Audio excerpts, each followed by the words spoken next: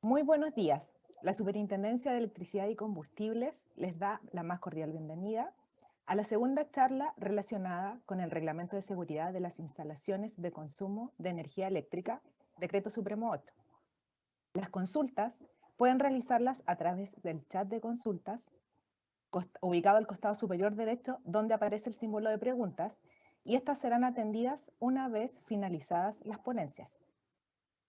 También se otorgará un break de 10 minutos al finalizar la segunda ponencia. Se compartirá además un link para responder una encuesta de satisfacción en el mismo chat al final de las presentaciones. A continuación, saludamos a los expositores que hoy nos acompañan. Jefe de la Unidad de Energías Renovables No Convencionales, señor Julio Clavijo Cabello. Felipe Cuevas Cerda, profesional del Departamento Técnico de Inspección de Electricidad de la SEC. Y también saludamos a toda la ciudadanía que nos acompaña hoy. A continuación, invitamos al jefe de Energías Renovables No Convencionales, señor Julio Clavijo, para que comience su exposición del pliego técnico RIC número 4, conectores, materiales y sistemas de canalización. Adelante, Julio, por favor. Muchas gracias, María Isabel. Buenos días a todos. Espero que todos se encuentren bien el día de hoy. Contarles que como superintendencia estamos contentos por la convocatoria que hemos tenido en estos seminarios. En la primera jornada, una convocatoria de más de 3.000 participantes. En este momento ya vemos más de 1.500 personas conectadas y estamos muy contentos por eso, porque el esfuerzo que estamos haciendo de poder difundir los cambios regulatorios, vemos que existe interés en la industria, en el mercado, y vemos que la ciudadanía también está atenta a estas charlas que podamos mostrar los cambios regulatorios que hoy día estamos presentando. También recordarle el tema de la encuesta. Este equipo es un equipo grande que está trabajando en la organización de este seminario. Siempre nos juntamos a analizar las encuestas que nos sirven para ir mejorando. La semana pasada, o sea, el martes, contestaron alrededor de 2.000 encuestas. Y estamos contentos que sobre el 99% de la encuesta indica que lo que estamos haciendo está bien, cumple con la expectativa y nos motiva a seguir cada vez ir mejorando. El día de hoy nos toca presentar tres pliegos. El primero, el que me toca presentar en este momento, es el pliego de sistemas conductores, materiales y sistemas de canalización. Este pliego normativo se enfoca principalmente, como les comenté en la charla anterior, siempre vamos a encontrar esta presentación donde queremos representar el esquema de una instalación, y lo que se busca representar es dónde está ubicado el pliego normativo en el cual vamos a hablar el día de hoy y su correspondiente capítulo de la norma 4, ¿ya? Para que ustedes sepan la diferencia que existe entre lo que tenemos en la norma 4 y lo que tenemos el día de hoy. Este pliego habla de todo lo que tiene que ver con conductores y canalizaciones, y principalmente vamos a ver que en este pliego hay cambios relevantes, sobre todo lo que es en el mundo de canalizaciones, y en el tema de conductores también, lo que trata de armonizar los dos estándares internacionales más utilizados, el estándar americano y el estándar europeo. El objetivo del presente pliego es establecer los requisitos que deben cumplir todos los sistemas de canalización y conductores utilizados en las instalaciones eléctricas en Chile. Aplica a todas las instalaciones de consumo. La diferencia, como les contaba, es todo lo que está desde el empalme o medidor hacia el interior está regulado por este reglamento. Todo lo que está del medidor aguas arriba está regulado por el pliego, por el reglamento DS-109, que es el que reemplaza la antigua norma 5. ¿Ya? Este pliego establece unas referencias normativas, terminología, conceptos generales, y hay un capítulo que regula todos los conductores, y la segunda parte de este pliego explica los sistemas de canalización. Los que han tenido la oportunidad de revisar este pliego se darán cuenta que este es el pliego, uno de los pliegos más extensos del reglamento.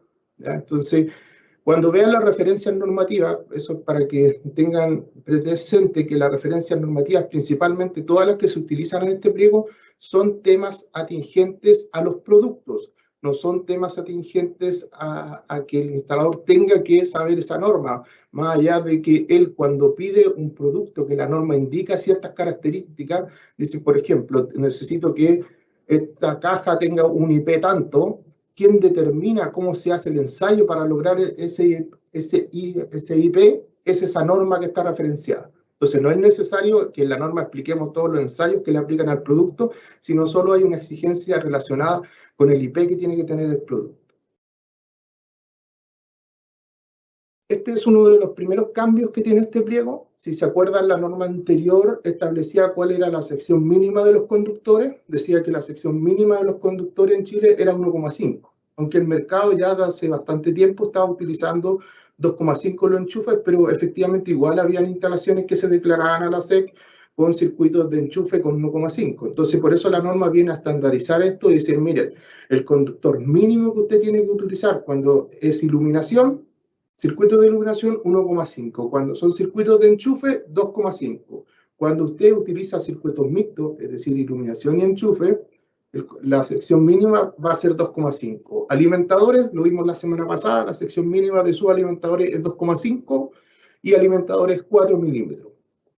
Aquí hay un aspecto importante que establece este reglamento que está relacionado con los locales de reunión de personas. Primero, ¿se acuerdan que cuando Mariano les comentó en la charla anterior que la clasificación de local de reunión de personas cambiaba y aplicaba a cierta cantidad de personas y a ciertos locales que, independiente de la cantidad de personas, iban a ser catalogados como local de reunión de personas? Uno de esos es, por ejemplo, todos los servicios comunes de un edificio de habitacional, que va a ser considerado como reunión de personas. Entonces, ¿cuál es el requisito y por qué es importante clasificarlos como reunión de personas? Porque hay exigencias para las canalizaciones y conductores que forman parte de estas instalaciones. ¿Qué dice la norma? Que estos conductores primero tienen que ser retardante a la llama, no propagador del incendio, bajo en emisiones y humo, libre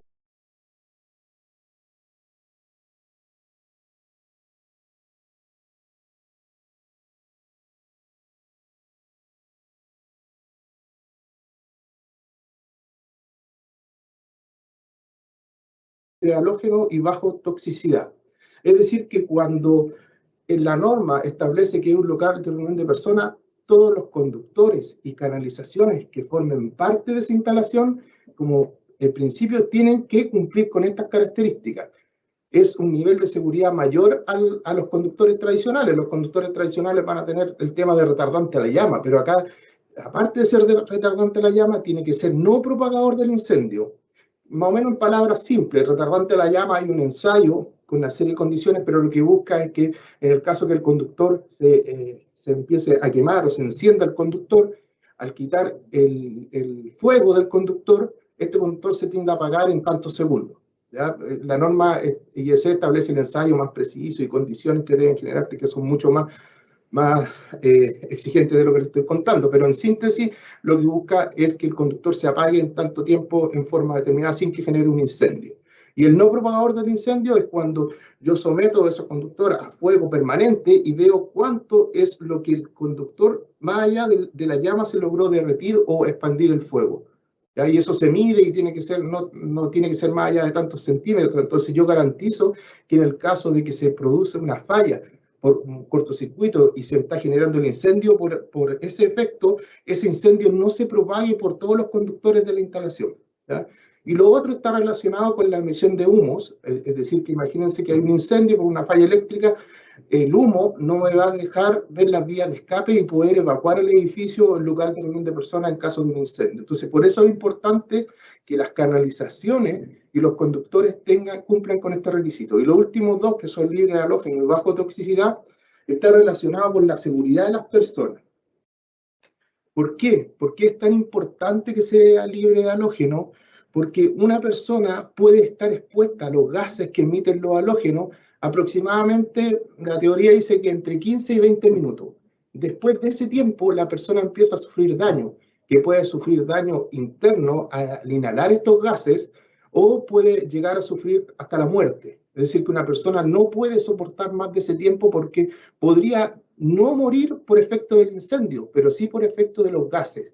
Entonces sí es importante que en estos locales de reunión de personas los conductores y canalizaciones tengan que cumplir con este requisito por temas de seguridad, ¿ya? Y esto ahora se deja claramente que no solo aplica a los conductores, sino aplica a las canalizaciones.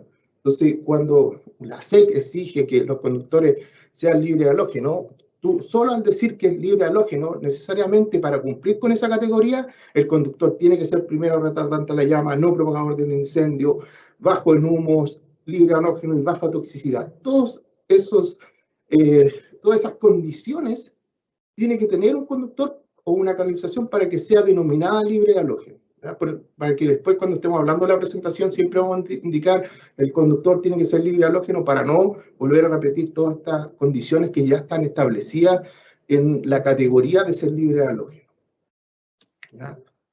También la norma se hace cargo de otra forma de atacar estos aspectos de seguridad. Principalmente este artículo está relacionado que indica que, ¿sabes qué? En locales de reunión de personas, yo te voy a dejar utilizar ductos normales, el ducto naranjo, o sea, ductos normales que emiten halógeno. ¿Ya? La norma te dice, sí, lo puedes ocupar, pero bajo ciertas condiciones. Y en eso rescatamos cómo lo hace la norma americana, que la norma americana dice, mira, ¿sabes qué? A mí no me importa tanto que el ducto emita halógeno. A mí lo que me importa es que el ducto sea el último en quemarse en un incendio. Es decir, que se queme todo, pero mi ducto sea el último en quemarse. Por lo tanto, yo no me voy a preocupar que ese ducto sea libre de halógeno.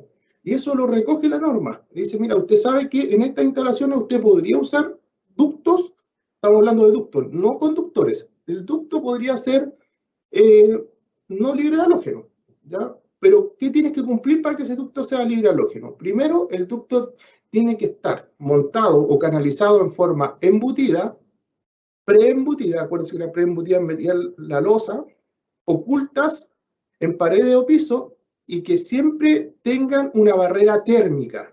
¿Ya? Entonces, ¿qué quiere decir? Yo voy a tener mi pared, mi ducto, y esa pared tiene que ofrecer una resistencia al fuego mínimo de 90 minutos. ¿Ya? Pero ¿qué pasa si tengo una instalación de un edificio de más de 5 pisos? Ya, esa barrera térmica ya no te sirve en 90 minutos. Tiene que ser 120 minutos.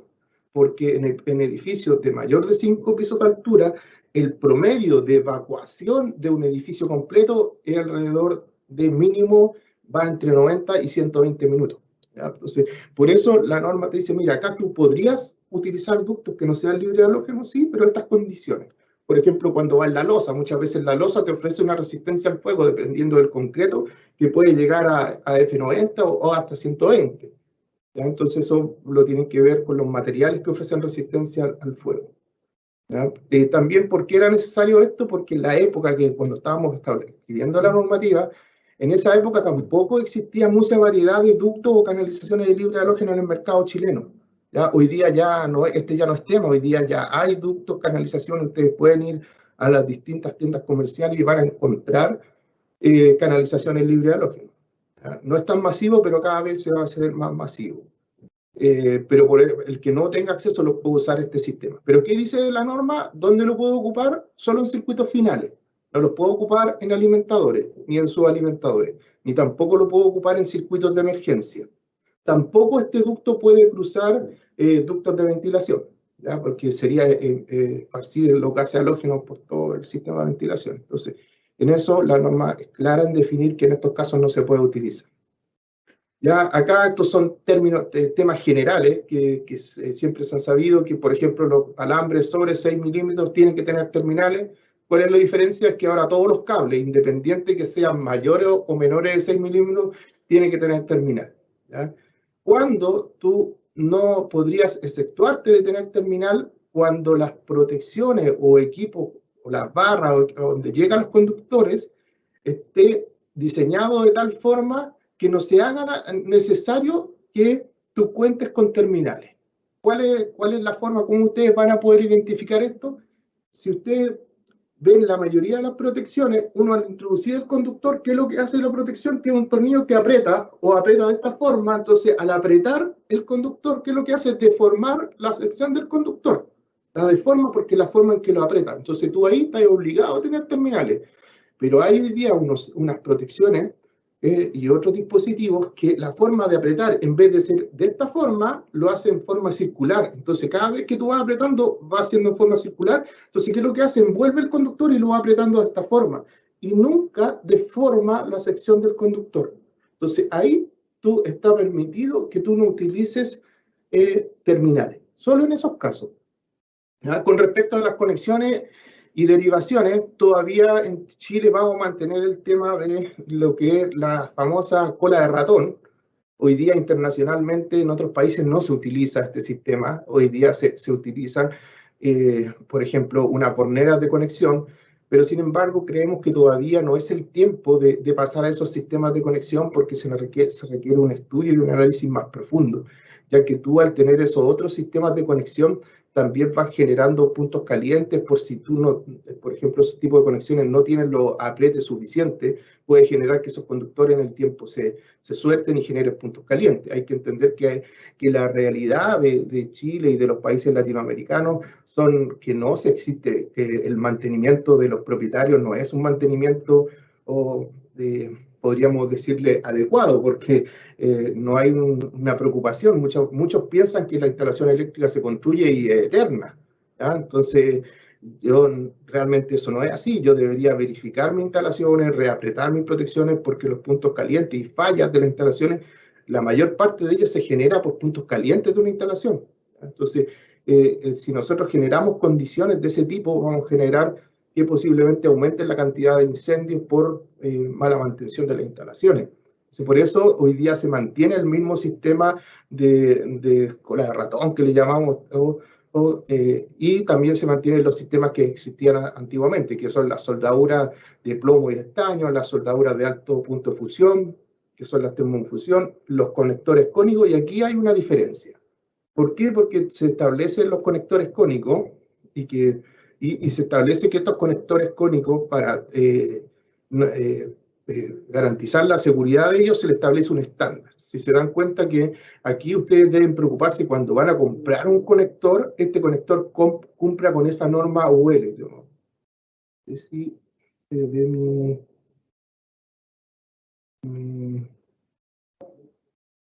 aquí está. Aquí está la norma UL. Esa es la norma UL cuando yo voy a comprar los conectores. ¿Qué es lo que nos pasaba a nosotros? A veces íbamos a fiscalizar instalaciones y les pedíamos que abrieran la caja de derivación para revisar las conexiones, y estos conectores se caían solos. ¿Ah? Bastaba que los mirara y se soltaba el conector. Entonces, hay conectores de diferentes calidades, por lo tanto era necesario establecer una norma de fabricación para identificar cuáles son los conductores que te van a garantizar que va a durar lo que dura la vida útil de la instalación y no terminar generando problemas. Entonces, en los conectores tú tienes que ser capaz de pescar la unión, tirar el conector, y el conector por ningún motivo se puede salir. ¿Ah? Entonces, esto es lo que viene a ratificar. Usted puede usar conectores, pero tiene que cumplir con una cierta calidad. Con respecto a los terminales de alta presión, se establecen también requisitos que deben cumplir estos terminales. Todavía estamos en la parte general del pliego, después vamos a entrar a analizar lo que es específicamente conductores y canalizaciones. Con respecto a las cajas de derivación, se establecen que todas las cajas tienen que ser de material no propagador a la llama, que te establece que las cajas de derivación que se utilizan en locales de reunión de personas también tienen que ser libres de halógeno. Y también algo importante, que la caja no se puede utilizar más del 50% de utilización de las cajas, ¿ya? Y lo otro es que las cajas siempre tienen que, las canalizaciones en general, siempre tienen que utilizarse todos los accesorios establecidos por el fabricante. ¿Qué quiere decir esto? Que, por ejemplo, si usted tiene una caja de derivación, no puede llegar con la caja de derivación sin usar los terminales.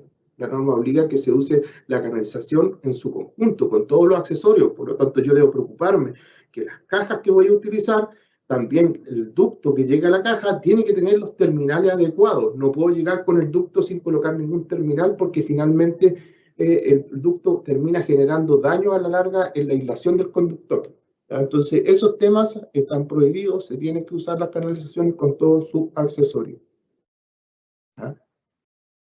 Con respecto a un tema que siempre existió en la norma, que en los ductos cerrados solo se pueden llevar circuitos pertenecientes a un mismo circuito. Entonces, ¿qué es lo que cambia acá? Que aparece una condición adicional. Dice, oye, cuando uses bandeja, escalerilla, eso es obvio, que puede usar cualquier tipo puede usar más circuitos en ese tipo de canalizaciones, en las canaletas también, pero lo importante es lo que está acá, es que en aplicaciones domóticas sí se podría llegar a utilizar circuitos, por ejemplo, de comunicación en un ducto. Para eso hay que cumplir con el pliego de instalaciones domóticas donde dice que tú lo puedes utilizar. ¿Cuál era el problema que existía en la domótica? Es que muchas veces la domótica es cuando tú tienes inteligencia, por ejemplo, o control inteligente en la iluminación, o en los distintos circuitos. Entonces, para eso necesitan muchas señales de comunicación o señales de dispositivos de control. Y esos dispositivos de control necesitan comunicación, y esa comunicación muchas veces tú querías aplicar domótica en una instalación existente y tienes solo el ducto que está. Por lo tanto, no podrías tirar otro ducto para el tema de comunicación, y eso hacía imposible que se desarrollara la domótica. Por lo tanto, acá establece que sí se puede hacer y se levanta esa condición. Lo otro que se regula era el tema de los colores de las canalizaciones. Acá le dimos vuelta con el tema de los colores, queríamos tener un color único en Chile de canalizaciones, pero nos dimos cuenta que era súper complejo determinar un color. Si analizamos los mercados extranjeros y, por ejemplo, el mercado europeo, establece que todas las tuberías naranjas son las que no se pueden utilizar. Nosotros acá en Chile, todas las tuberías que utilizamos son naranjas principalmente. Entonces, ¿qué decidimos? Mejor definir cuáles son los colores de las canalizaciones que no se podrían utilizar. Por ejemplo, canalizaciones eléctricas o ducto eléctrico usted no podría utilizar de color rojo porque son las canalizaciones que se acostumbra usar para la red de agua de bomberos. ¿Ya? El tema de amarillo se utiliza para las instalaciones de gas y el azul se utiliza para los ductos de agua. Entonces, lo que la norma dice, cualquiera de esos colores en canalización eléctrica usted no los puede ocupar. ¿Ya? Porque veíamos que el mercado cada vez iban ingresando canalizaciones de diferentes colores y la idea era establecer cuáles las que no se podrían utilizar para que sea fácil de reconocer por los usuarios y no genere confusión. Con respecto al código de colores, el código de colores se mantiene igual. Este fue uno de los temas más discutidos cuando la norma fue enviada a consulta internacional. La mayoría de los fabricantes internacionales pedían que se cambiara el código de colores al código de colores internacional de la IEC, pero sin embargo nosotros decidimos mantener el código de colores porque si tú analizabas la misma norma IEC, al final aparecía un anexo con todos los países y cada país había determinado el código de colores. Cambiar el código de colores a la IEC generaba complicaciones de seguridad mayor, porque en la IEC, por ejemplo, el conductor azul es el neutro, y acá en Chile el conductor azul es fase. La convivencia entre las instalaciones nuevas y existentes podía generar riesgo. Por lo tanto, aquí en Chile se decide mantener el mismo código de colores actual, pero se hace una precisión. ¿Ya? ¿Cuál es la precisión? Que todas las cubiertas de los conductores, es decir, todas las cubiertas de conductores multiconductores o uniconductores, principalmente, no puede ser de color verde, o cuando sea de color verde tiene que ser solo el conductor de protección. Es decir, que todos los conductores que tengan un aislante o una cubierta de color verde solo se puede utilizar para conductores de protección. Ustedes se dirán, oye, pero eso es obvio. Sí, es obvio, todas las normas internacionales establecen claramente esto, pero acá en Chile en un momento empezaron a llegar conductores, los primeros conductores libres halógenos que llegaron, algunos fabricantes los colocaron de color verde porque según ellos el color verde era algo ecológico, ¿ya? Pero si analizamos la regulación internacional, en ninguna parte se permite que la chaqueta de los conductores sea de color verde. Es decir, que de aquí para adelante no se puede utilizar conductor verde ni marcarlo. ¿Ya? Los conductores verdes solo se pueden utilizar para identificar los conductores de tierra de protección. Es por un tema de seguridad. Lo otro que se regula es que todas las cajas de derivación tienen que tener un chicote. El chicote es el conductor que sale para hacer las uniones. Ese chicote no puede ser menor a 15 centímetros.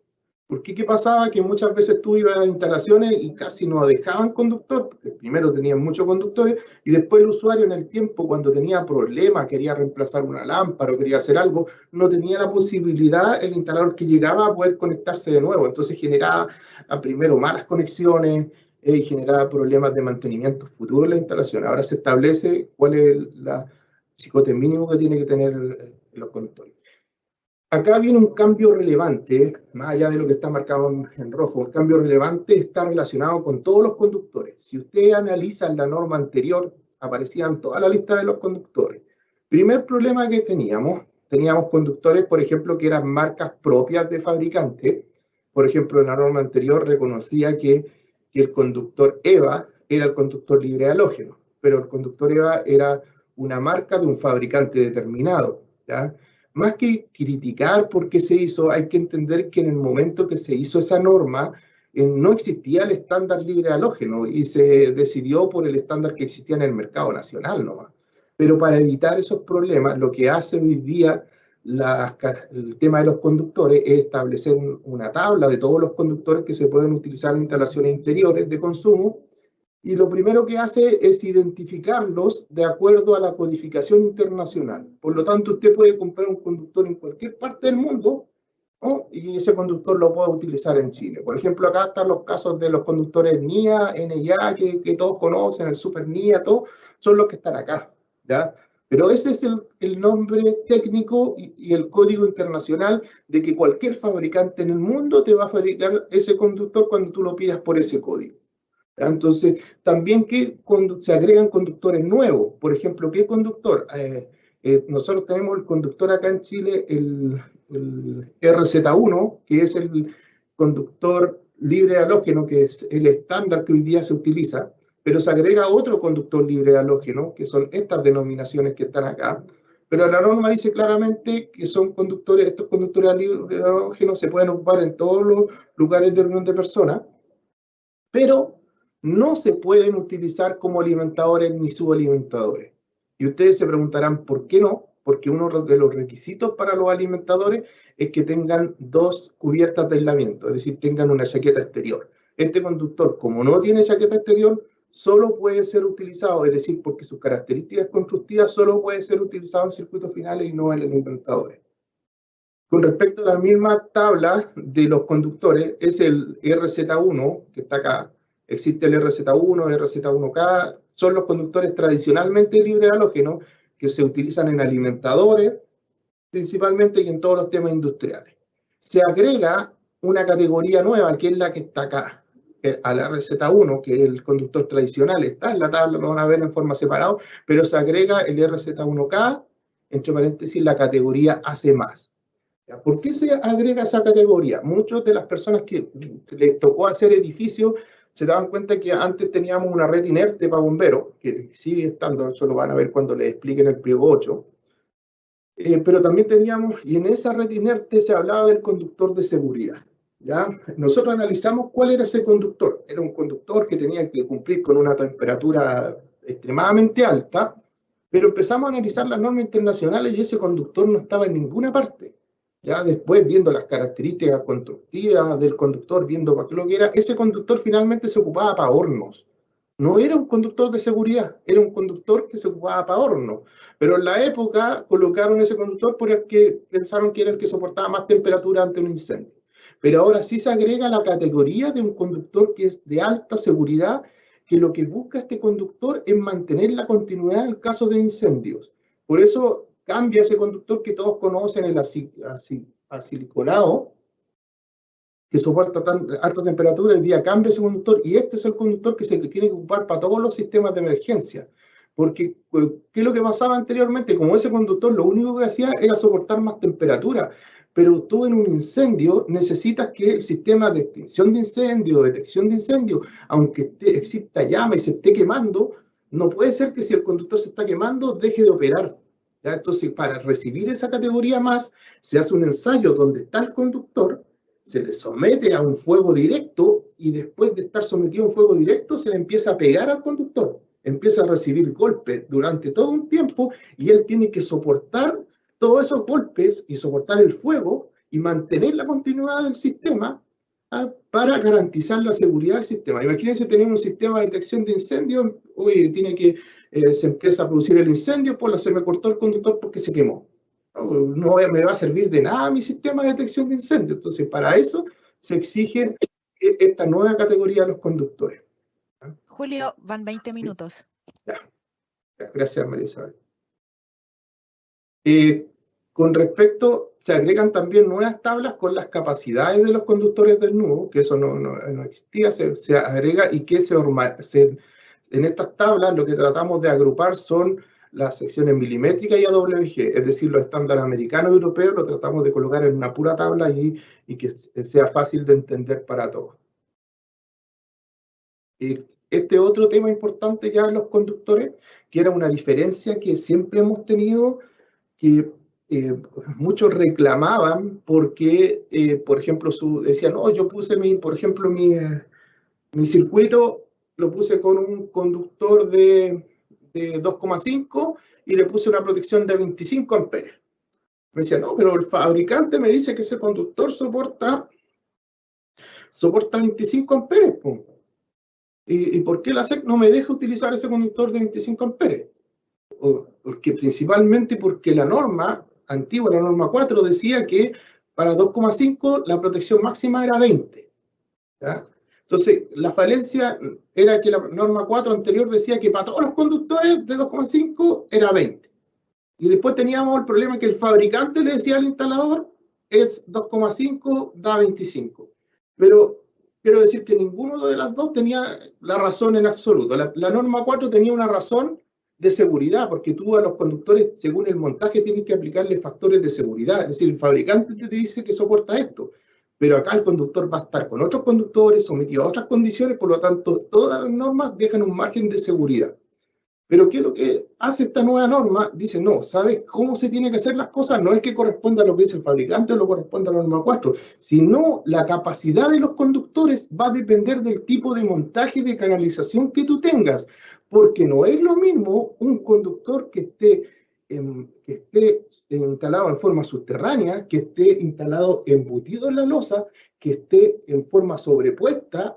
No es la misma capacidad, las mismas condiciones que está ese conductor, no son las mismas, por lo tanto la capacidad de corriente va a depender del tipo de montaje de la canalización. Y ustedes aquí van a ver una serie de tablas, yo traté de resumir y colocar solo algunas, pero las tablas, por ejemplo, varían por el tipo de temperatura de servicio del conductor, y aquí ustedes van a poder ver las distintas categorías de los conductores para saber qué tabla le aplica. Por ejemplo, acá tenemos la otra tabla con temperatura de servicio de 90 grados, y acá están los famosos, estos son los RZ1, RZ1K, que son los libres halógenos. O están el RBK, que es el Superflex, que algunos conocen, no Flex, no sé cuánto, hay hartas normas, nombres comerciales, pero esos son todos nombres comerciales. Entonces, esta tabla, ¿qué es lo que hace? Usted tiene que determinar, mira, este es mi montaje, ¿ya? Y las tablas finales indican cada una de estas figuras cuál es el tipo de montaje. Y yo ya, si voy a instalar, por ejemplo, mi conductor de 1,5 en este montaje, máximo 14 amperes. Si lo voy en ese montaje, mi conductor me soporta hasta 19 amperes. Entonces, este es un cambio relevante en los conductores. Para los diseñadores siempre tienen que considerar el tipo de montaje de la canalización para determinar cuál es la corriente máxima de los conductores. También el tema de admisibilidad de corriente para los conductores móviles también se agrega. También se agregan los factores de corrección, por ejemplo, cuando hay más de 3 conductores en un ducto. También está la tabla de corrección. Esto es lo mismo que el anterior, es el mismo que estaba en la norma 4.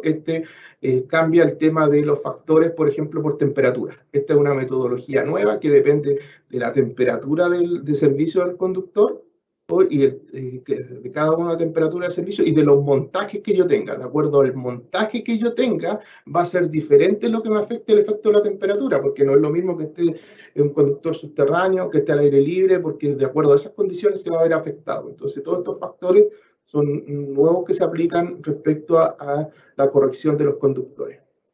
Ya pasando ahora al tema de las canalizaciones.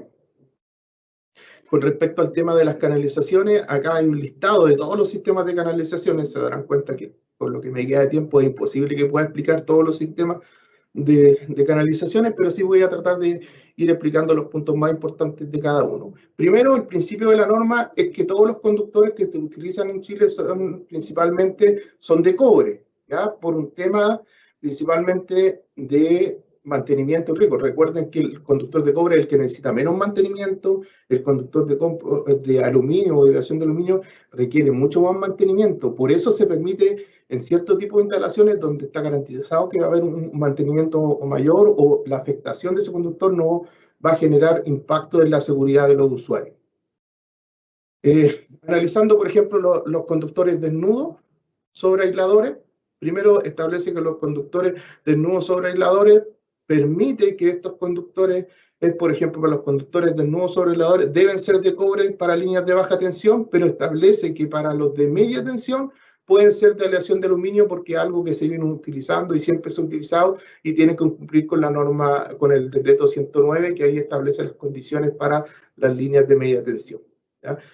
Con los conductores aislados, establece que los conductores sobre aisladores, es decir, estos son los conductores, imagínense un empalme en zona rural donde yo tengo que colocar una línea muy larga para llegar a la instalación, entonces esos conductores sobre aisladores pueden ser de aislación de aluminio de baja y media tensión. Aquí permite para baja, pero tienen que usar los conectores bimetálicos. Se entiende que como la línea aérea está fuera de la instalación, los efectos de seguridad no van a ser tan relevantes que estén en el interior de una instalación.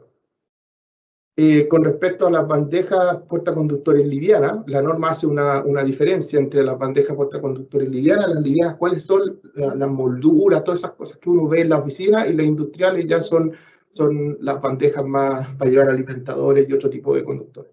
Se establecen condiciones, cuál es el IK mínimo, cuál es el IP, y todas estas condiciones están establecidas en una tabla que dice, mira, sabes que las molduras tienen que cumplir con este grado de IP y todas estas características técnicas, y cómo compruebo o cómo se hacen las pruebas para garantizar que cumplan con estos requisitos, están basados en esa norma IS, ¿ya? Por lo tanto, el usuario lo único que tiene que decir, oye, vende una moldura, muéstrame las especificaciones técnicas, estas deberían ser, y el manual del fabricante debería decir que cumple con esa norma IS, ¿ya? Muchos de estos productos ya cuentan con protocolos de certificación, así que yo lo que tengo que preocuparme es que tenga el código SEC, ¿ya?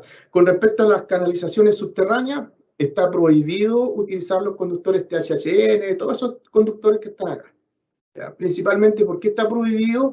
Porque esos conductores en esta chaqueta de plástico que tienen, en las canalizaciones subterráneas, empiezan a acumular agua entre las chaquetas. ¿Y qué es lo que pasa? Que con el tiempo se producen fallas, pero las fallas no son tan directas y fáciles de encontrar. Por ejemplo, me acuerdo que en un trabajo antiguo que teníamos un problema en alumbrado público, en un lugar donde era céntrico, y se producían fallas en la instalación en la mitad de la noche. Entonces, se revisaba el otro día el sistema, se volvía a dar la energía, oye, todo bien, y después de nuevo fallaban. Cuando se hizo excavaciones y se sacaron los conductores para hacer el análisis, se dio cuenta que estos conductores, como acumulaban agua y en el transcurso de la noche empezaba a producirse la circulación de corriente, ahí se producía la descarga. Entonces, de partida se analizó estos conductores, se vieron las características técnicas y efectivamente estos conductores no pueden ser utilizados en canalizaciones subterráneas, pero sí se atiende a algo importante, que aquí siempre existía el dilema entre los conductores THN y principalmente eran los conductores que se utilizaban, o THW, que son los conductores, y hay que eliminar la N, que son los conductores que se utilizan para estaciones de servicio, ¿ya? Porque son los conductores que soportan el aceite, soportan los combustibles. Entonces, ya, pero ¿cómo hago un servicentro si no puedo canalizar los conductores en forma subterránea? Ya, acá dice, sí, efectivamente, en esos casos, usted puede utilizar estos conductores porque en ese tipo de instalaciones usted tiene que garantizar la hermeticidad de esa canalización. ¿Y cómo se hace? Utilizando sellos. En todo ese tipo de canalizaciones, cuando vean las estaciones de servicio, ustedes van a ver que bajo un ducto se coloca un sello y después ese ducto vuelve a salir de la estación y hay otro sello. Entonces usted garantiza que en esa canalización nunca va a entrar agua. Entonces, en esa estación, en ese tipo de instalación se permite utilizar ese conductor. El otro tema importante es que los ductos no pueden ser menores a 25.000 en canalizaciones subterráneas. Con respecto a los conductores, a las bandejas portaconductores, también se establecen condiciones. Aquí, ¿cuál es una de las condiciones adicionales? Más que hablar de las técnicas constructivas, es que el conductor mínimo que se puede utilizar dentro de estas bandejas portaconductores de tipo pesado, es decir, son las industriales, son estas bandejas grandes, no las molduras, ni las bandejas que algunos le llaman bandejas a las que van en los enchufes, no, esas no, son las industriales. En esas solo se puede usar conductor mínimo de 2,5, ¿ya? Acuérdense, aunque yo tenga un circuito de iluminación, pero voy a usar esta canalización para llevar estos conductores, ya no me corre el 1,5, sino me corre el 2,5 en todo el trayecto que yo lleve esos conductores por este tipo de canalización. Con respecto a la escalerilla, se reconoce la escalerilla y se establece la norma que deben cumplir, eso no existía. Lo segundo, que en escalerillas, y esto aplica también a bandejas, en todas las escalerillas, bandejas donde yo tenga contacto directo con el conductor, es decir, que no existe una tapa, es decir, que yo veo la bandeja y veo los conductores, y no sé si hay una imagen. En esa yo no tengo una tapa, entonces yo tengo los conductores expuestos directamente a que alguien los pueda tocar, ¿ya? En esa condición se establece que todos los conductores que van en este tipo de canalización tienen que ser conductores que tengan una aislación mínima de 1000 volts. ¿Ya? Ojo con eso, 1000 volts en todas las escalerillas que se utilicen y en todos los canastillos. ¿Ya? Escalerilla y canastillo, el conductor tiene que tener una aislación mínimo de 1000 volts para poder usar ese tipo de canalización.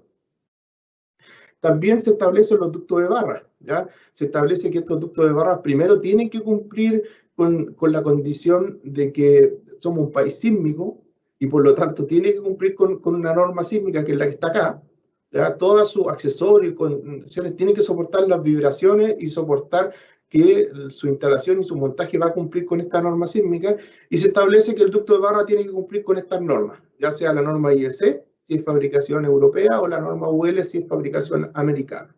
Ya también se establece que el ducto de barra que pase entre muro y muro tiene que tener todas las piezas y sistemas deben estar unidos, debe ser un ducto totalmente cerrado, sin perforaciones ni fabricación, o sea, sin ventilación, y también se establece que tienen que tener una resistencia al fuego mínima de 120. ¿Ya? Con respecto a las tuberías, este es un cambio importante porque para que ustedes, por ejemplo, ¿cómo van a poder saber qué ducto debo seleccionar? Ya, esta es una tabla que aquí quiero que, ojalá que pongan atención, van a encontrar diferentes tablas. ¿Ya? Las tablas abajo van a indicar para qué tipo de conductor. Acuérdense que el conductor, ¿por qué es importante saber el tipo de conductor? Porque el diámetro o el espesor del aislamiento es diferente según el tipo de conductor que yo tenga.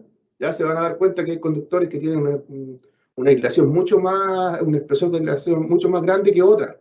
Entonces, por eso depende del tipo de conductor. Si yo tengo uno de estos tipos de conductores, y voy a colocar un conductor, por ejemplo, de 1,5, y yo primero busco acá, en mi tabla, primero busco el conductor, ya, esta es la tabla que me aplica. Después busco cuál es la sección de mi conductor. Digo, ya, mi conductor, no sé, es de 2,5. Después ya, ¿cuántos conductores voy a pasar en mi ducto? No, voy a pasar 3 conductores. ¿Ya? Entonces yo busco aquí 3 conductores, 2,5, es decir, ¿cuál es el diámetro mínimo de mi ducto? 20 milímetros. ¿Ya? Así funciona esta tabla. Según la cantidad de conductores, mínimo 20 milímetros es el diámetro del tubo. Así funcionan todas las tablas.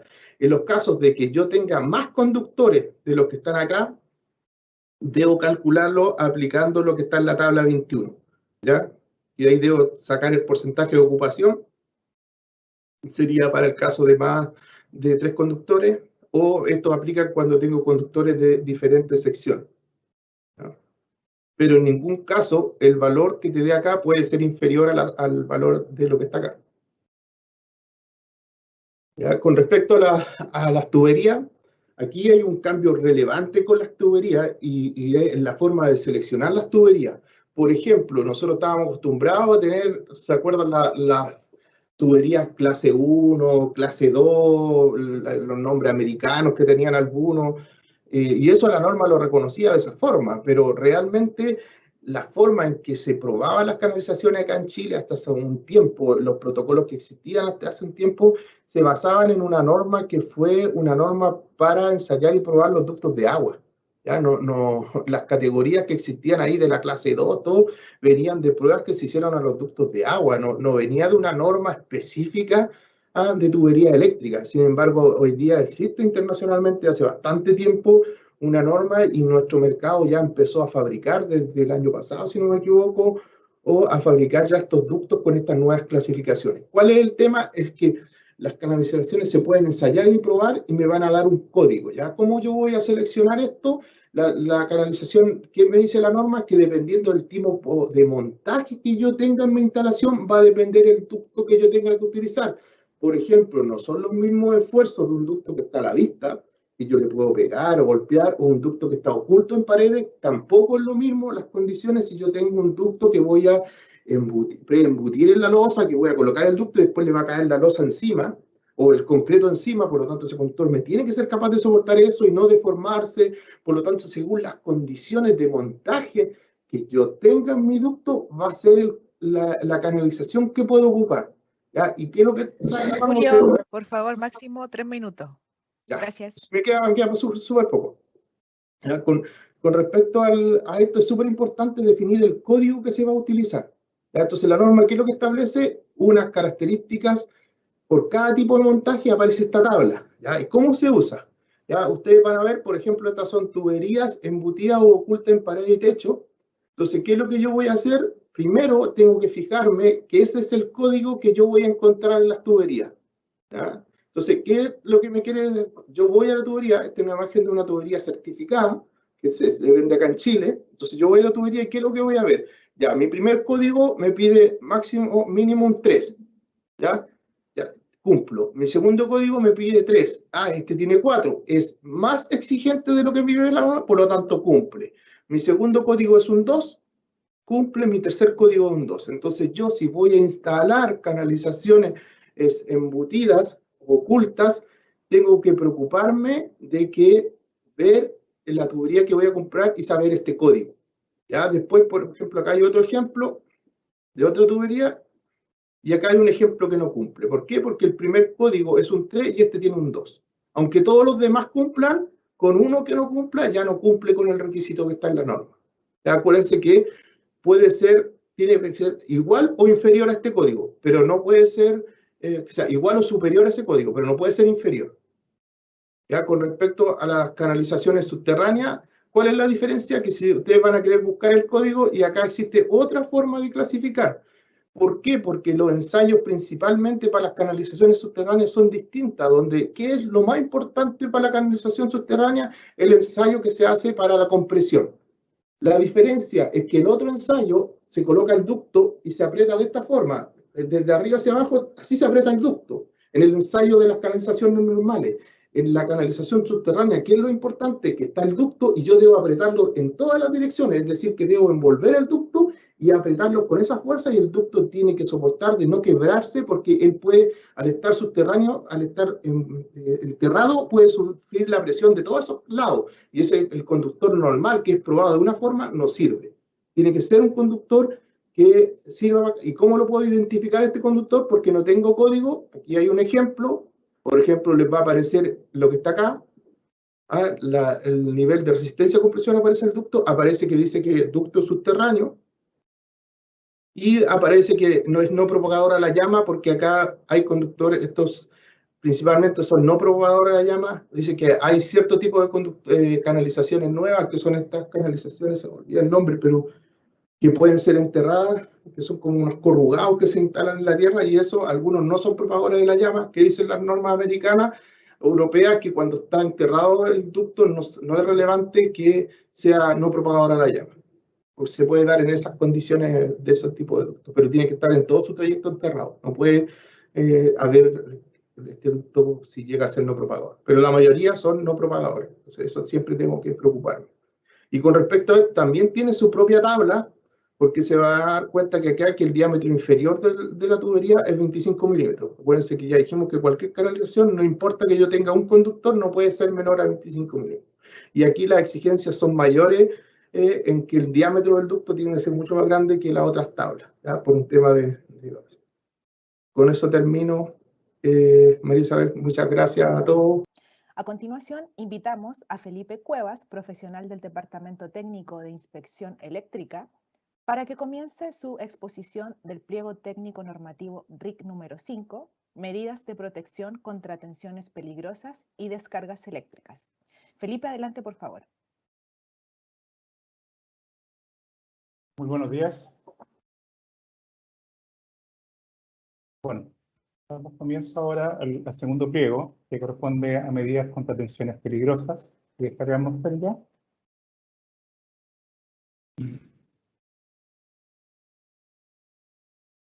Bueno, como indicó Julio, seguimos la misma esquematización. Ahora pasamos al RIC 5, que básicamente podríamos decir que la mayoría de las indicaciones estarían más o menos en esta área de este esquema eléctrico. ¿Qué vamos a ver hoy día? Básicamente vamos a tratar de mantener la misma estructura que tiene la norma. Por lo tanto, vamos a partir de los objetivos y nos vamos a quedar acá un poco más, con más detención a los tres últimos puntos.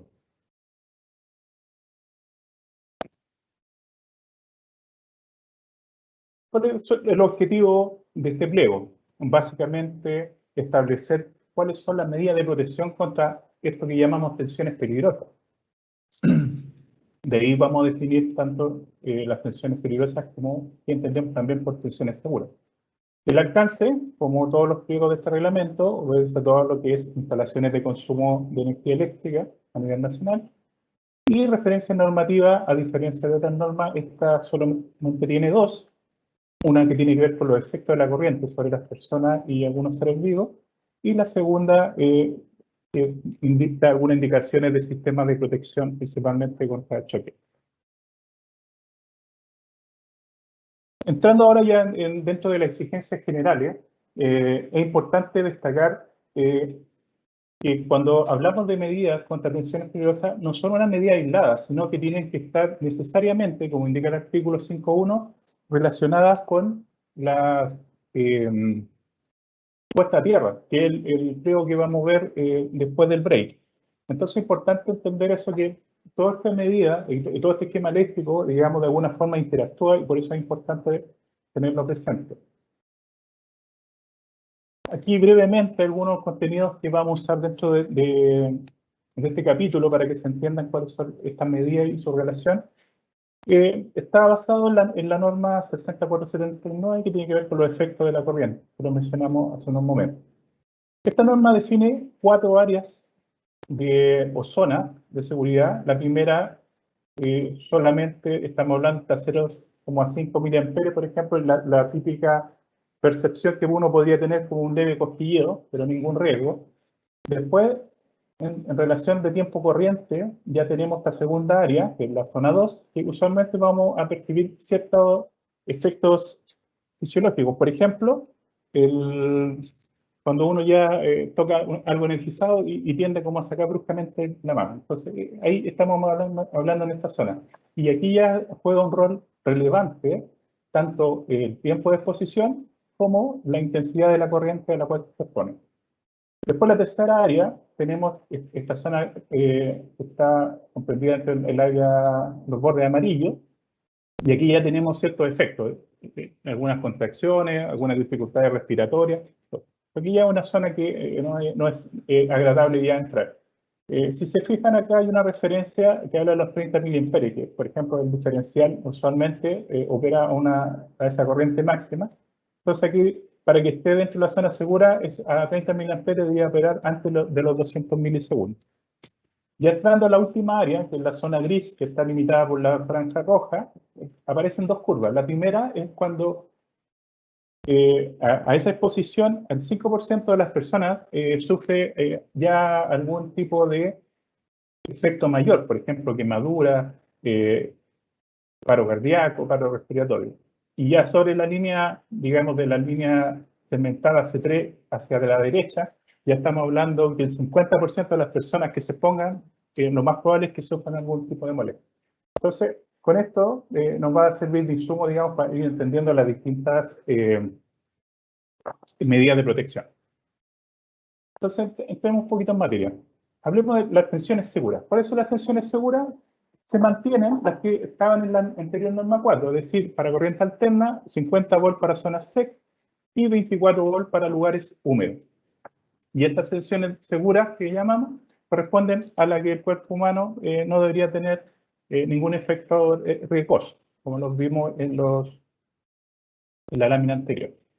Pero ahora se agrega en este nuevo RIC en la corriente continua y ya también se establecen los límites máximos para lugares secos, en este caso 120 volts, y para lugares húmedos 60 volts en corriente continua. Entremos ahora a un nuevo capítulo que es esquema de conexión. Esta sección no está en la norma anterior, pero vamos a dar algunas luces. Después ustedes pueden profundizar en los RIC. Para que entendamos, la norma especifica 3 esquemas de protección, que es el esquema TN, TT y el esquema IT. Vamos a ver si cambiamos el puntero. Ya.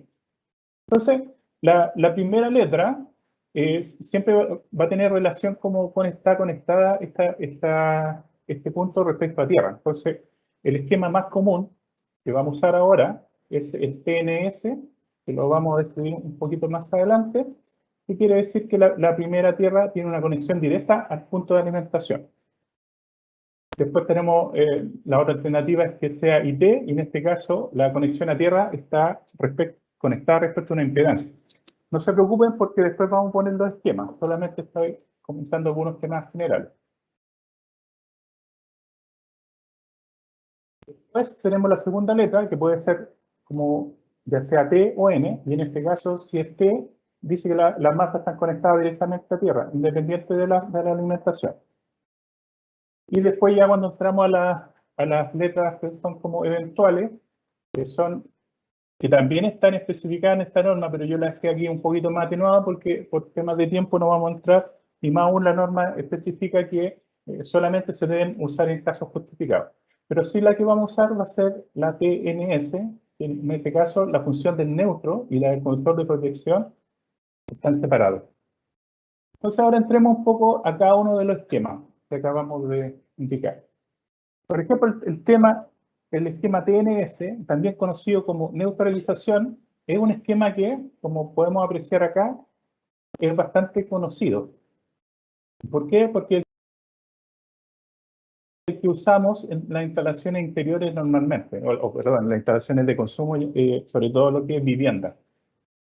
De hecho, el artículo 5.2 del reglamento 10, que van a ver en algunas sesiones más adelante, establece que todo lo que es alumbrado de vivienda debe utilizar el esquema TNS. Y el esquema TNS, como lo conocemos, tenemos tanto el conductor neutro como el conductor de protección conectado a lo más próximo posible a la fuente, y acá el conductor de tierra conectado a la masa, que es la conexión que, como les digo, usamos frecuentemente. También el segundo esquema que nos interesa presentar es el esquema TT, que es un esquema que se utiliza habitualmente en redes de distribución. ¿Por qué digo habitualmente? Porque hay zonas de repente rurales que tienen, no sé, un sistema que va por una sola fase, sistema tierra, etc. Pero en condiciones normales, digamos, el 99% del país tiene esquema de protección IT. En este caso, como podemos apreciar, aquí solamente el neutro va conectado a la fuente y el conector de protección es independiente, ya no va referido al punto de alimentación.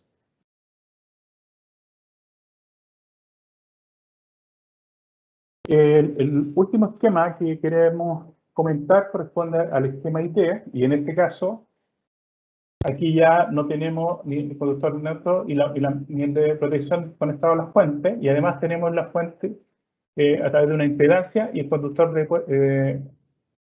de tierra, digamos, o de protección, se conecta directamente a las masas. Cuando se utiliza este esquema, en realidad no es obligatorio, excepto que la norma lo diga, es cuando, por ejemplo, requerimos alta disponibilidad.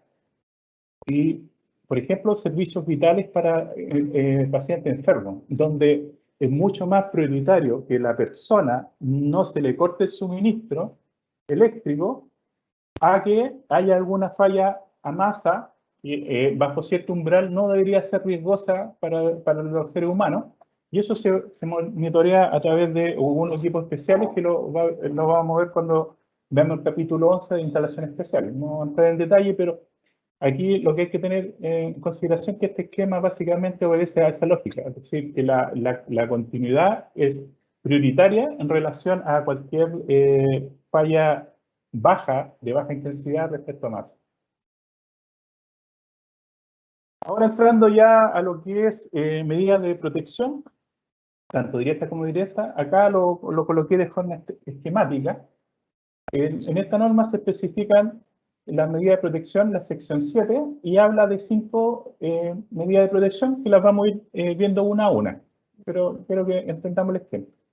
Después tenemos en la sección 8, ya tenemos la medida de protección contra contacto indirecto, y la cual se separa en dos subcategorías, las clase A y las clase B. Las clase A también tenemos 5 categorías, también la vamos a ver una y una, y finalmente la clase B, que tiene relación con dispositivo corte automático y va a depender del esquema de conexión que acabamos de comentar. Entonces, partamos de la medida contra contacto directo. Primero, recordar que el contacto directo es cuando una persona accidentalmente o intencionalmente toca a un conductor que normalmente está energizado. Y para ello, la norma mantiene las mismas 5 condiciones contra contacto directo que estaban ya contenidas en la norma 4, pero la amplía un poco más y ustedes las podrán ver cuando revisen los pliegos. Partamos con la primera, que es la más sencilla y la más común, que tiene que ver con lo que acaba de comentar Julio, que tiene que ver con la aislación de los conductores. La primera corresponde a evitar, a través de un recubrimiento, proteger la parte activa. Y también la norma especifica que en el caso de estos conductores usados normalmente por bobinados motores u otras cosas, este tipo de aislación de barniz en laca no se puede o no se considera una medida de protección contra contacto directo. Las segundas medidas de protección, que son comunes, son, por ejemplo, poner medios o barreras envolventes, en este caso tableros, gabinetes, etc. Entonces, ahí en la norma se especifican estándares mínimos de protección, que lo vamos a profundizar, o profundizó Julio en realidad cuando vimos el tema de tablero, pero también están indicados en el pliego. Una tercera medida es interponer obstáculos.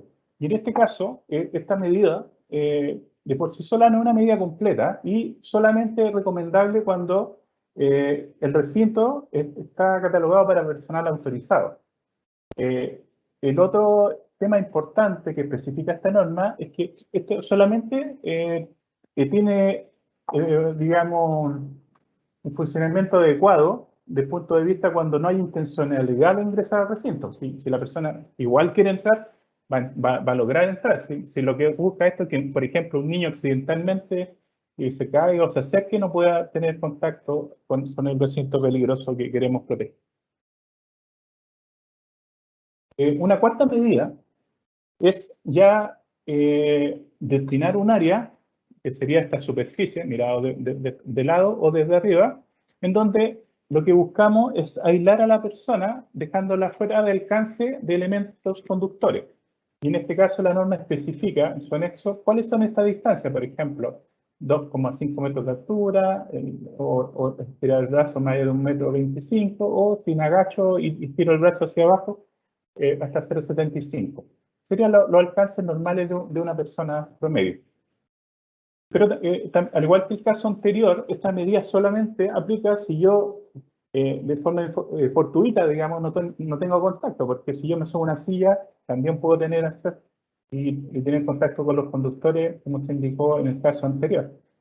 Ahora, otro aspecto importante tiene que ver que en el caso que estos trabajadores o personal autorizado que puedan tener, por ejemplo, trabajen normalmente con elementos ya sea voluminosos o de gran longitud, estas medidas ya no son suficientes y se tienen que determinar en cada caso.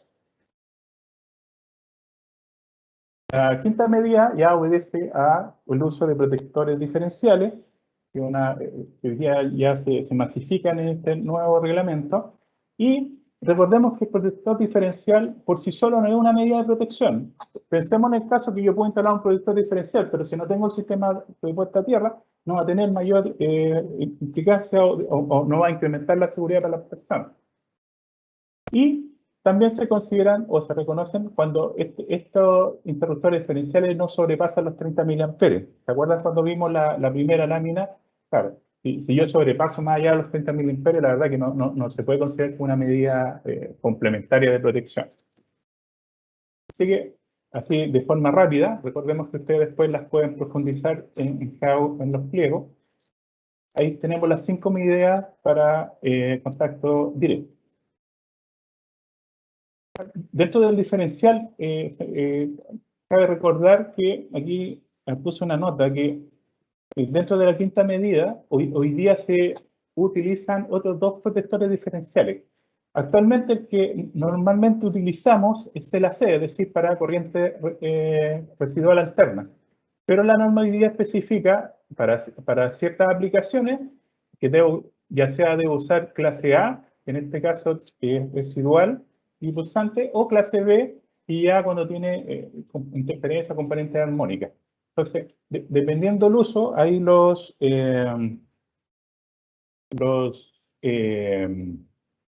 cada uno de los pliegos en donde se referencia el uso o se recomienda el uso, se especifica que tiene que usar uno u otro. Eso lo vamos a ver cuando ya veamos instalaciones especiales principalmente. Veamos ahora rápidamente algunas medidas de contención contra contacto indirecto. Recordemos que el contacto indirecto es el contacto de una persona con algún elemento metálico que en condiciones normales no debería estar energizado, como una lavadora, la carcasa de un refrigerador, un motor, etc. Entonces, la primera medida de protección el espíritu es evitar que se produzcan. Es decir, la primera medida que deberíamos tener presente es que en todo momento no se produzca esta falla y energice el elemento metálico. Y para ello, como indicamos en el esquema anterior, tenemos 2 elementos o 2 sistemas, los clase A y los clase B. Partamos con los clase A. Dijimos que son 5 categorías que van desde transformadores de aislación hasta protección en locales o emplazamiento no conductor, que sería lo que llamamos también piso aislado. Por ejemplo, la primera medida de protección clase A para contactos indirectos es lo que llamamos el uso de transformadores de aislación, que se utiliza, por ejemplo, bastante, o se exige en este caso, para recintos hospitalarios de ciertas características. Lo que busca es aislar la fuente de la carga desde el punto de vista eléctrico, con el fin de otorgar una protección adicional ante el paso de tensiones peligrosas.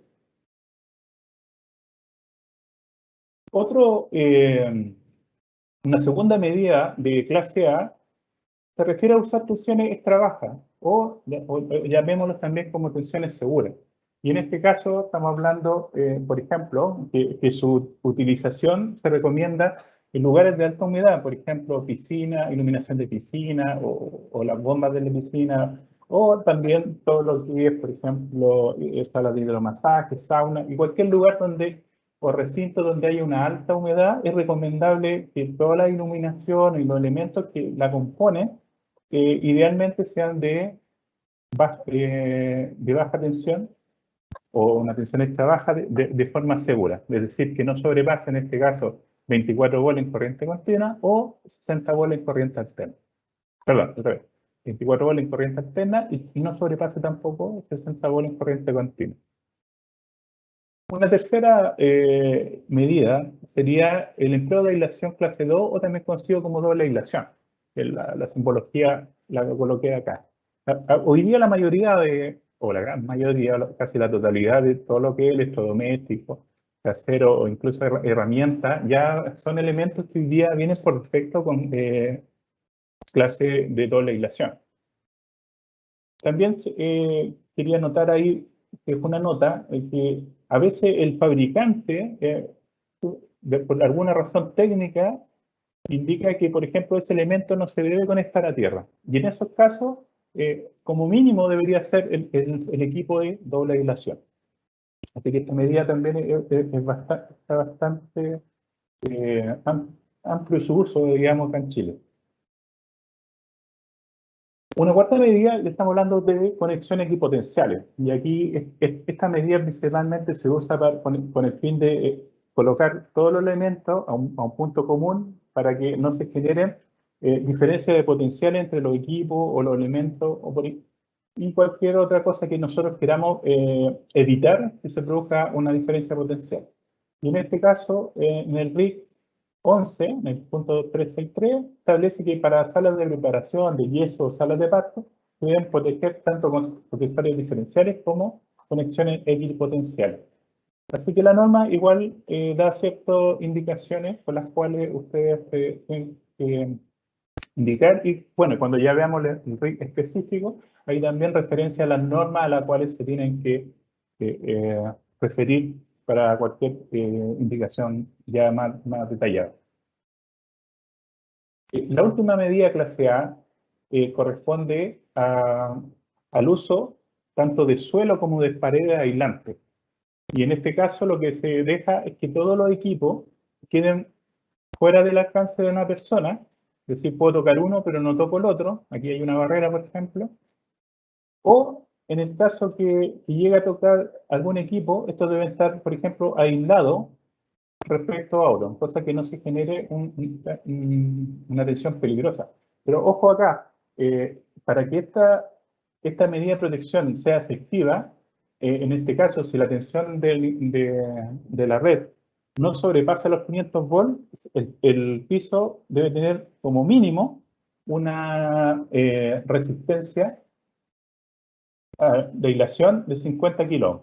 Y en el caso que yo trabaje con una tensión superior a 500 volts, la exigencia de aislación del piso, de este piso o de cualquier pared no puede ser inferior a 100 kilo ohm. Cualquiera que no se cumpla ya se van a considerar, como está acá en la nota, que son elementos para efecto de este tipo de protección que no son suficientes y por lo tanto se considerarán conductores. Y ya esta medida ya no se podría utilizar.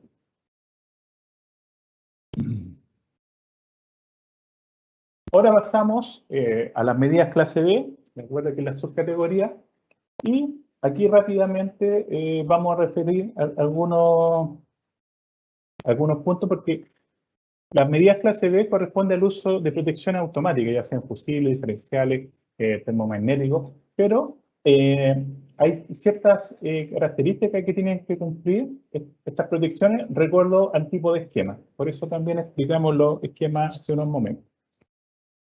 Entonces, veamos rápidamente, por ejemplo, para el caso TNS, que es bastante utilizado acá en Chile.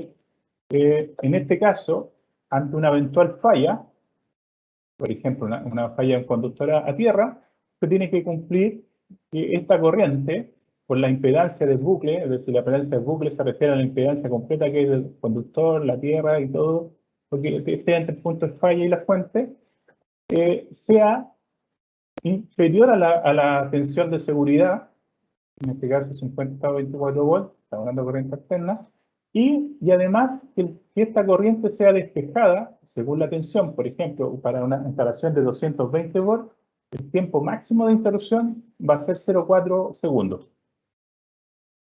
Y en el caso de 380, 0,2 segundos. Entonces, cuando ustedes ingresen al pliego, hay muchas más especificaciones, pero acá lo que quería decir es que básicamente cada uno de los esquemas va a tener ciertos requisitos que se deben cumplir. En el caso del esquema TT, similar al anterior, entonces si hay una falla acá, se tiene que evitar que esta relación de resistencia, que como dice que es del bucle, es decir, toda la suma de resistencia que haya desde el punto de falla, digamos la resistencia del conductor más la resistencia de puesta a tierra, multiplicada por esta corriente de falla, siempre debe ser menor o igual a la tensión de límite de seguridad. Entonces, siempre el diseño tiene que garantizar al menos eso. Y La última medida de protección contra contactos indirectos ACB es para el esquema IT. Recordemos que el esquema IT era el esquema que tenía la tierra de protección separada y la fuente además tenía una impedancia para limitar la corriente de rayo. ¿Por qué? Porque acá lo que se busca es garantizar la continuidad del suministro por sobre algunos puntos de seguridad. Pero ojo, no estamos exponiendo a las personas a un riesgo, sino que son fallas de aislación de cierto nivel que consideramos tolerable y que estarían bajo el umbral del límite de seguridad. Por lo tanto, cuando ustedes después entren al pliego, van a encontrar muchas de estas medidas y cada uno, según el tipo de conexión, les va a entregar tablas de tiempo, como la primera que vimos, y algunos requisitos especiales, como en cuándo tengo que usar protecciones diferenciales y de qué magnitud, y también cuándo tengo que usar, puedo usar, por ejemplo, automático o fusible. Así que lo invito también a revisar la norma y recuerden que cualquier consulta relacionada o alguna duda de interpretación, ustedes pueden hacer la consulta a través de la página web de esta superintendencia. Así que con eso, digamos, le damos término a esta primera parte de la exposición y volvemos con María Isabel y agradezco mucho su audiencia. Nos vemos. Bienvenidos nuevamente. Continuamos con las exposiciones, la exposición final del día de hoy, e invitamos ahora a Felipe Cuevas para que siga presentando, y ahora va a exponer el pliego técnico normativo RIC número 6, puesta a tierra y enlace equipotencial. Felipe, adelante, por favor. Muy buenos días, nuevamente. Ahora ya el último pliego de esta charla, de esta sección, vamos a ver lo que es tierra de servicio y enlace potencial que está contenido en el RIC 6. Siguiendo la misma estructura de las láminas anteriores, los sistemas de puesta a tierra básicamente vamos a concentrarlo, digamos, en esta zona, y también vamos a considerar una parte que tiene que ver con los rayos, que es un capítulo nuevo que vamos a comentar más adelante, el capítulo último, digamos, de esta presentación. Al igual que la anterior, mantenemos el mismo esquema y nos vamos a concentrar básicamente en los tres últimos puntos, que son el tierra de servicio, tierra de protección y contacto contra rayos. Entonces, partamos, digamos, con este pliego, cuyo objetivo básicamente es establecer cuáles son los requisitos que tienen que tener estos sistemas de puesta a tierra, tanto para las instalaciones como contra rayos y enlaces equipotenciales. Y acá se definen dos subobjetivos, digamos, que uno es que limitar principalmente las tensiones peligrosas respecto a tierra, y lo otro, asegurar la operación de las protecciones. Y el alcance, al igual que el caso anterior, corresponde a instalaciones de consumo, tanto en baja como en media tensión. Acá las referencias normativas son bastantes, porque digamos, son temas técnicos y muchas de estas normas son muy específicos en un tema en particular. Pero recuerden que acá, cuando se hace referencia a alguna norma, esta se especifica claramente en el pliego, por lo tanto, el punto que necesitamos de esa norma se indica caso a caso. Pasemos a los requisitos generales, digamos, que contiene esta norma. Acá, en el artículo 5.1, describe cuáles, digamos, algunas características que deben cumplir este sistema de puesta a tierra, pero quiero recalcar lo que está indicado en color azul, que se refiere a la responsabilidad, por un lado, del diseño, y por otro, en este caso, el profesional que diseña el sistema de puesta a tierra va a ser responsable del diseño de este sistema, no así de su ejecución en terreno e instalación. Pero también quiero aclarar algo importante acá. Por ejemplo, si el problema del sistema de puesta a tierra obedece al diseño, y no a la ejecución. La ejecución puede haber quedado perfectamente, pero el diseño estaba erróneo. En este caso, el responsable de eso va a ser el diseñador. Por el contrario, si el diseño estaba correctamente realizado, pero la instalación fue deficiente, en este caso la responsabilidad la va a llevar el profesional que ejecute este sistema de puesta a tierra. En el punto 5.2 ya empezamos a hablar todo lo que tiene que cumplir básicamente respecto a tensiones de paso y contacto. Recordemos que las tensiones de paso es la que puede dar, en promedio se considera un paso de 1 metro, y que una persona puede quedar sometida a una diferencia potencial cuando hay algún tipo de descarga en algún elemento eléctrico. Y el de tensión de contacto es cuando esta persona, por alguna razón, toca un elemento que puede estar con algún nivel de, digamos, de tensión respecto a su referencia de puesta a tierra. Y cuando colocamos la tierra, lo que hacemos de alguna forma es homogeneizar esto para evitar que estas tensiones sean cambios muy bruscos de gradiente, y por lo tanto es una forma bastante más segura, digamos, para las personas.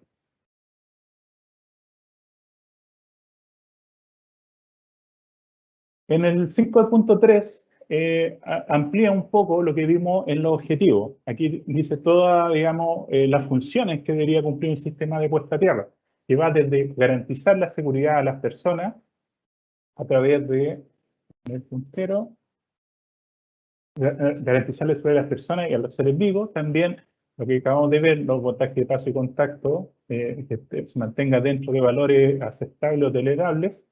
También un tema muy relevante es permitir a las protecciones despejar las fallas de forma rápida. Otro punto es servir de referencia de un sistema eléctrico. Por ejemplo, cuando se corta el neutro, que la puesta a tierra de servicio en este caso cumple una función de estabilizar un poco la tensión. También disipar fallas, ya sea de electrostática o de rayos, etcétera, cuando se origina, o una descarga incluso de un equipo a tierra, a fin de despejar lo más rápido posible. Y también servir de una conexión de baja impedancia para equipos que se conecten ahí. Entonces, el sistema de puesta a tierra en sí tiene varias funciones. Obviamente, dependiendo si es una tierra digamos, para rayos, o una tierra de servicio, una tierra de protección, va a tener cierta importancia uno u otro. En el artículo 5.7 se establece que cuando, por ejemplo, la instalación de consumo es suministrada a través de alta o media tensión, este diseño queda supeditado, digamos, a lo que establece el RPTD número 6 del decreto 109, es decir, los sistemas de puesta a tierra, pero para sistemas desde generación hasta distribución. Tiene que aplicar ese tipo de diseño, obviamente a nivel de tensión que le corresponde. También se hace referencia al anexo 6.1, y esto es importante porque esto es nuevo, y ahora se especifica la forma estándar, digamos, que se considerará para efectos de determinar estas tensiones de paso y contacto y cuáles son las tolerables. Y para eso se utiliza este anexo, que está basado en el estándar internacional IEEE 80, que es uno de los estándares más masivos y reconocidos a nivel internacional. Otro punto que también es nuevo tiene relación con las puestas a tierra para edificios. Acá el requerimiento dice que se tienen que utilizar elementos de protección probados y estándar, digamos, que permitan dejar toda la estructura a un nivel de equipotencialidad y evitar los riesgos, digamos, desde el esmayado, digamos, del edificio. Entonces, en estos casos, por ejemplo, cuando hablamos de edificios, podría ser que tenemos más de una malla normalmente. Entonces, lo que establece esta norma, que estas mallas, por ejemplo, una tierra de protección, no sé, una tierra para la caída de rayos, etcétera, estas tienen que estar conectadas eléctricamente entre ellas. Ya no podemos tener tierra aislada. Y también, para el caso de edificios de gran altura, también recomienda interconectarla en distintos puntos. Y estas serían las bajantes, por ejemplo, para una puesta a tierra contra rayos, por ejemplo. Entonces, ¿qué es lo que debemos evitar? También lo especifica este RIC, es lo que está indicado acá, por ejemplo, en la figura 2, que muchas veces se hace otro sistema y dicen, conectémoslo a la tierra existente, y no hay ningún estudio de por medio, no llegan y se unen. O el otro efecto es decir, no, yo no me voy a involucrar con la instalación y voy a dejar mi tierra aislada. ¿Qué termina pasando? Que se empiezan a transferir tensiones peligrosas entre las tierras. Entonces, siempre se debe tratar de garantizar la potencialidad y para ello la norma especifica, digamos, cómo hacerlo. Así que ahí ustedes pueden profundizar, pero digamos es el objetivo, digamos, de este punto. También, continuando ahí en el 5.11.1, también hace referencia al anexo 6.4, que es donde se definen cómo tienen que ser las características de estos conductores que se van a usar para hacer la conexión de equipotencialidad. Y en este caso, si se fijan acá, establece las secciones de estos conductores que deben cumplir para hacer las uniones entre mallas. Y también aquí le pongo una nota que en distintos pliegos se van referenciando, digamos, estas conexiones equipotenciales para que lo tengan presente de acuerdo al tipo de instalación que estén realizando. Otro punto importante se refiere a que hay que tener cuidado con los materiales utilizados en este tipo de tierra. Ya tienen que mantener sus propiedades eléctricas y mecánicas, aun cuando existan condiciones de efectos naturales, digamos, de corrosión o los daños que vayan surgiendo producto de las fallas. También especifica claramente que no puedo conectarme a, por ejemplo, tuberías de agua o de gas o cualquier otro elemento con mi sistema de puesta a tierra. Y el 8.5, que está más adelante, pero lo que he unido acá, es que dice que los electrodos de puesta a tierra deben garantizar que su resistencia a la corrosión, que está mencionada acá arriba, tenga como mínimo 15 años. Es decir, en el caso eventual que el terreno por alguna razón tenga mucha acidez, o sea, un terreno corrosivo, se tienen que tomar los resguardos, ya sea con algún tratamiento o algo, para evitar que estos conductores se vayan dañando y con el paso del tiempo o en menos de 15 años terminemos con un sistema de tierra que es insuficiente para asegurar a las personas o a las instalaciones respecto, por ejemplo, de una caída de un rayo o una falla importante. También en el punto 5.15 se cambia un poquito los tamaños, ya sea de la camarilla como de la cámara de registro, y ahora la camarilla ya no es de 100 como está indicada en la antigua norma 4, sino que es de 160 milímetros de diámetro, y las cámaras de registro son de 30 por 30 como mínimo. Eso, digamos, es el piso, no quiere decir que necesariamente tenga esa dimensión. También en esta norma se entrega una serie de anexos que le van a ser, por ejemplo, orientativos, como el anexo que está en la tabla 6.2, que especifica algunas resistividades de terreno de características que pueden usar para una referencia preliminar de la red, perdón, del diseño de la malla. Asimismo, el anexo 6.6 entrega cuál es el procedimiento de resistividad de terreno para medirla y especifica que puede ser ya sea por el método de Schlumberger o Benner. Y además indica cuáles son las características mínimas que debe tener este equipo, y en este caso, que van de una escala, por ejemplo, de 0,01 ohm hasta un máximo de 100 ohm. Ahora, ¿por qué es importante? Porque más adelante el artículo 11.4 establece que estos equipos deben estar certificados, y ese certificado, que lo tiene que otorgar un organismo acreditado, no puede exceder de 24 meses. Es decir, el certificado que yo tengo que presentar cuando declare la instalación, en el caso específico de instrumentos o equipos para medir resistencia de puesta a tierra, no pueden exceder 24 meses. Así que la tengan presente para que después no rechacen su ingreso de su solicitud.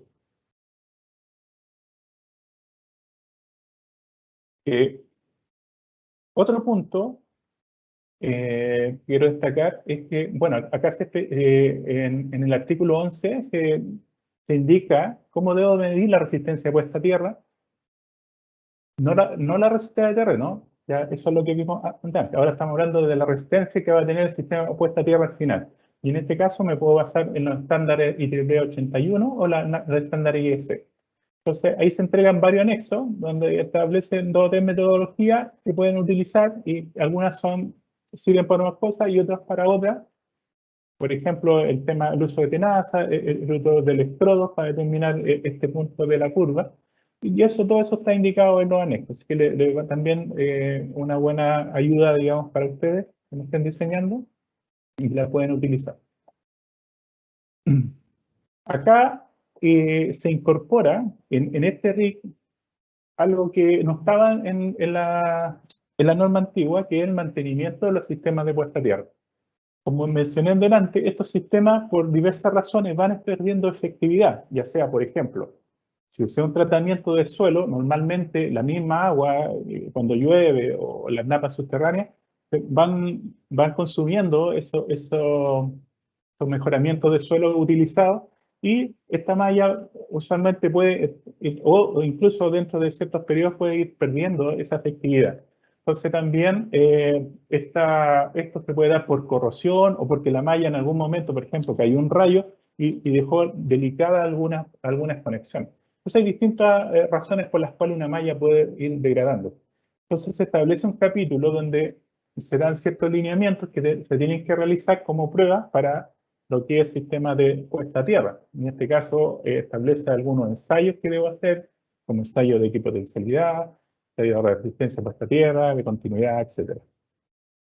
Y también establece cómo debo registrar esos trabajos de mantenimiento. Entonces, también especifica ciertas condiciones, qué nivel de corrosión encontré, por ejemplo, qué valor de puesta a tierra. También establece que debo dejar registro fotográfico, por ejemplo, y en el caso también mantener los certificados de calibración de los equipos. Entonces, este capítulo también es importante que después lo puedan profundizar, porque es un cambio importante que se produce en esta norma. Entremos ya a lo que es las tierras específicas propiamente tal. Entonces, tenemos la tierra de servicio por un lado, que es recordemos que la tierra de servicio es la puesta a tierra del neutro, y su objetivo principal es evitar que se produzcan tensiones que sobrepasen los 250 volts. Y en este caso, el artículo 6.1 establece que esa resistencia no puede superar de 20 ohms. Todo lo que hemos hecho instalación en algún momento sabemos que con una barra o con un elemento es difícil muchas veces llegar a esos 20 ohms por las características del terreno. Entonces, cuando se produzca esa problemática, pueden hacer uso ya sea del artículo 6.2.1, que la instalación es menor a 10 kW, o en su defecto el 6.2.2, siempre y cuando en ambos casos tiene que existir la conexión TNS, que lo especificamos en el RIC anterior. Y ahí dice cuál es la especificidad, por ejemplo, de los automáticos que debo usar, en este caso unos generales de 300, y adicionalmente cada circuito debe estar protegido por 30.000 A. Y en ambos casos, si se fijan, en ninguna de las opciones esta tierra podrá superar los 80 ohms. Entonces, pero sí ya tenemos una holgura respecto a los 20 ohms del diseño cuando no lo puedo lograr por defecto. Así que para que lo tengan presente, hay ciertas consideraciones que vamos a tener que tener al momento de diseñar. También ahora lo dice explícitamente que el conductor neutro de cada instalación, ya sea TN o TT, debe estar conectado a tierra. Recordemos que el esquema IT no tiene el neutro conectado a tierra, así que por eso no aparece acá. Y a diferencia, por ejemplo, del anterior, en el anterior se decía que el conductor neutro no debería colocar protecciones, excepto en los casos que actuara simultáneamente con los conductores activos. Ahora no, ahora cambia y por defecto el conductor neutro debe estar protegido con un corte omnipolar que garantice el corte, digamos, de todos los conductores. Entonces este es un cambio relevante, digamos, respecto a la versión anterior. Otro punto tiene que ver con las secciones de los conductores del neutro. Recordemos que antiguamente íbamos a la tabla 10.21 de la norma 4 y decíamos, ok, para una sección, por ejemplo, entre 35 y 70 milímetros a usa base 16 milímetros para el conductor de tierra. Eso ya no corre, y ahora, como explicó Julio, cuando vimos conductores, ahora va a depender de cómo las características de esta instalación para yo diseñar ese conductor. Por ejemplo, en el caso de una instalación monofásica, el conductor del neutro tiene que tener la misma sección que de la fase, el conductor de tierra. En el caso de una instalación trifásica, que suministre cargas normales, digamos, carga principalmente resistiva o inductiva, como las características que hablamos, incandescente, calefacción, fuerza, etc. Ahí, al menos, digo, porque podría ser más, el conductor neutro va a tener la misma sección de las fases. Ahora bien, en el caso que la instalación tenga elementos que se consideren que inyectan contaminación armónica, estos elementos se tiene dos opciones. Uno, si yo puedo colocar el filtro de armónico y compensarlo en el punto donde está este generador, digamos, de armónico, puedo usar la misma sección de las fases. Y en el caso que no se pueda hacer por alguna razón o por diseño, yo decido colocarlo concentrado en un punto. Ahí los conductores del neutro van a requerir al menos un 50% de sección mayor a la del conductor neutro, y eso podría encarecer. Entonces ahí la decisión la tienen que tomar ustedes como diseñadores, cuál utilizan. En el caso de las tierras de servicio, para, llamémoslo, red de distribución interna, ¿por qué se hace esa diferencia? Porque cuando hablamos de redes de distribución interna, por ejemplo, hablamos de las redes que se usan en parcelaciones o en algunas, por ejemplo, urbanizaciones, en las cuales, por alguna razón, esta red no pertenece o no la administra la empresa concesionaria, sino que por alguna razón la tienen los propietarios. Y en este caso, por ejemplo, la tierra de servicio debe tener la misma consideración, no puede sobrepasar los 250 volts, y se tiene que colocar, se tiene que colocar a tierra esta red, ya sea cada 5 postes o cámaras, pero siempre y cuando yo no supere los 200 metros. Si esos postes están muy juntos y sobrepasan los 200, perdón, están muy separados, sobrepasan los 200 metros, yo como límite, cada 200 metros ahí tendría que poner la tierra, o fracción de ella, o también recordar en cada punto de los extremos de esta red. Otro tema relevante es que acá no se pide una resistencia específica para cada tierra, sino que el conjunto, recordemos el equivalente en paralelo de resistencia, debe ser menor a 5 ohms. Por lo tanto, en la medida que yo tenga más puesta a tierra, este número se va a ir reduciendo. Otro cambio que se hace acá, que tampoco es tan relevante, pero recordemos que antes el conductor mínimo era 21 milímetros, ahora pasa a 25. Entonces, eso también tienen que tenerlo en consideración cuando estén diseñando. Pasemos ahora a la tierra de protección, que es otro elemento relevante, digamos, dentro de este PO. Recordemos que la tierra, lo que cumple es conectar a tierra cualquier elemento que en condiciones normales no está energizado, pero en condiciones de falla podría ser sometido a alguna tensión peligrosa. Entonces recordemos antes también, igual que el caso anterior, yo iba a la tabla, en este caso la 10.23, y decía, por decirlo de alguna forma, para un conductor de 70 milímetros, conductor de fase, yo tenía que colocar el conductor de tierra como mínimo de 16 milímetros. Esta tabla, como está indicado ahí, ya no corre, y tenemos que usar, como dice acá, el anexo 6.7. Y en esto dice dimensión para sección mínima de conductores de tierra. Por lo tanto, aquí, si el conductor es menor o igual a 25 milímetros, yo debo usar, en este caso, la misma sección del conductor, de los restos conductores, digamos, de activos. Si la sección de los conductores de fase está entre 25 y 50, yo podría usar 25 milímetros. Y sobre 50 milímetros de la sección de las fases ya puedo usar la mitad, digamos. Si hacemos una comparativa con la tabla anterior, por ejemplo, aquí en en 50 yo puedo usar 16 milímetros, ahora con 50 yo debería usar 25. Entonces hay ciertos ajustes ahí que tienen que tener en consideración, porque podría encarecer un poquito más el proyecto, pero es por tema de seguridad. Otro punto relevante acá tiene que ver con el tipo de tecnología que tengo que usar para la puesta a tierra. Y en este caso, cuando sea visible, digamos, esta conexión, puedo seguir usando abrazadera, pero en general todas las uniones se recomienda que sean exotérmicas. Y, como le dije, cuando la unión es visible, como el caso que está indicado aquí en la figura, ahí yo puedo usar alguna prensa o alguna abrazadera. Y también lo puedo complementar con soldadura, pero como un elemento adicional, en conjunto con la abrazadera. Ahora bien, todas las uniones que queden bajo la tierra, es decir, que ya no sean visibles, todas esas tienen que ser con soldadura exotérmica o algún conductor apropiado, algún conector apropiado, perdón. Así que ya hay ciertos elementos que yo no puedo usar, por ejemplo, soldadura, etcétera, soldadura tradicional, digamos, de plomo estaño, sino que ya aquí tengo que usar una soldadura de alto punto de fusión. Veamos ahora, comentarle, aquí solamente traté, por razones de tiempo, de destacar los principales cambios. Muchas cosas se mantienen respecto a la norma anterior, así que quise destacar, digamos, esos cambios para que lo tengan en consideración. Hablemos rápidamente de las protecciones contra rayos, que es un capítulo nuevo.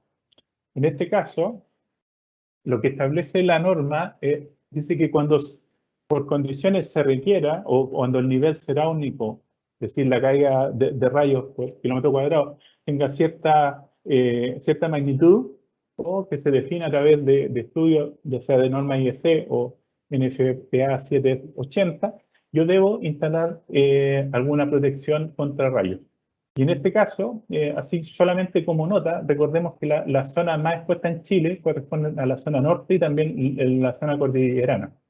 Y principalmente sectores, por ejemplo, donde hoy día está la minería o sectores muy cerca, como digo, de la cordillera. Pero eso no quiere decir que a lo mejor más lugares más cercanos a la zona central no pudiéramos tener caída de rayos. Eso se tiene que estudiar, se tiene que determinar caso a caso. Y también va a obedecer a los requerimientos de diseño. Que, por ejemplo, a veces puedo tener por decir algo, no sé, un data center y por seguridad me quiero asegurar que aunque no caigan muchos rayos, le hago una protección contra rayos, pero va a depender del diseño, como le indico. Lo importante es que cuando determine que tengo que usarlo, me tengo que basar en las normas que se establecen en este artículo, o en esta sección 3. En el 13.2 establece que los pararrayos deben ser tipo Franklin o alguno que pueda determinar en la norma. Y estas puntas, digamos, están en los extremos superiores de la instalación. Acá tenemos las bajantes y acá tenemos, por ejemplo, la puesta a tierra. Entonces, estos elementos, hoy día recordemos que se tienen que conectar, no puede ser la tierra de los rayos independientes de la otra resto de las tierras, así que también se tienen que considerar cuando se diseña esos riesgos, digamos, ante una caída de algún rayo. El otro punto que quiero destacar es que también la norma establece cuál es la metodología de diseño. Y en este caso es lo que se llama el método electrogeométrico o también conocido como de esfera rodante, que acá en esta figura se ejemplifica. Se determina un diámetro, se calcula, y sobre este diámetro va como haciendo rodar esta pelotita ficticia por el edificio o la estructura, y ahí me va terminando en estos puntos donde, digamos, entre los puntos donde se juntan estas esferas, es donde estarían los puntos más riesgosos y ahí se determina la ubicación tanto de los pararrayos como la cantidad de bajantes, etc. Aquí vemos, por ejemplo, un esquema al pasar esta esfera rodante virtual, digamos, y acá cómo debería quedar el esquema respecto de la protección contra rayos. Así que todo esto lo van a poder encontrar, digamos, en las normas que ustedes usen de referencia, pero son aceptadas cualquiera de las indicadas acá.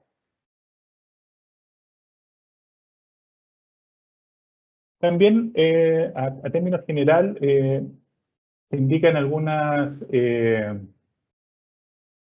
tablas que le pueden servir de referencia, por ejemplo, para elementos de captación, bajante, cuáles serían sus espesores y los tipos de elementos que tienen que estar constituidos. Esto igual, dependiendo de cada norma, ustedes pueden usar las que les recomiende ese estándar. Pero lo importante es que van a poder encontrar distintos elementos dentro de esta norma que les permitan diseñar estos sistemas de puesta a tierra y recordemos que el objetivo de los diferentes pliegos es establecer básicamente las condiciones de seguridad mínima. Por lo tanto, cuando ustedes diseñen van a tener que tener todas esas consideraciones, pero como mínimo es lo que les exige este estándar.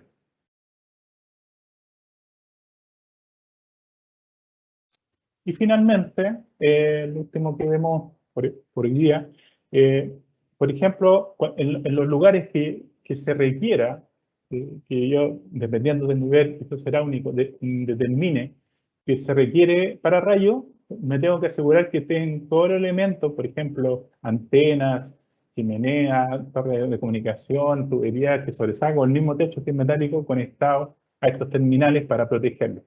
Y respecto de las bajantes, que son los cables que van desde pararrayo, digamos, hasta tierra, también da algunos indicios que tienen que cumplir para que esto no sea peligroso. Por ejemplo, recordemos que ante una corriente brusca de un rayo, se podría, si la bajante no es suficiente, podría ser que esta se desmonte y termine golpeando algo, termine destruyendo algo. Entonces, también se tienen consideraciones ahí de cómo yo fijo estos elementos más allá de la sección que puedan tener. Y la tabla 6 también especifica alguna distancia de separación, tanto para las bajantes como los niños, dependiendo del nivel de protección contra rayos que se requiere. Así que es un capítulo donde ustedes van a poder encontrar, digamos, diferentes referencias para que puedan diseñar estos sistemas de puesta a tierra de forma segura.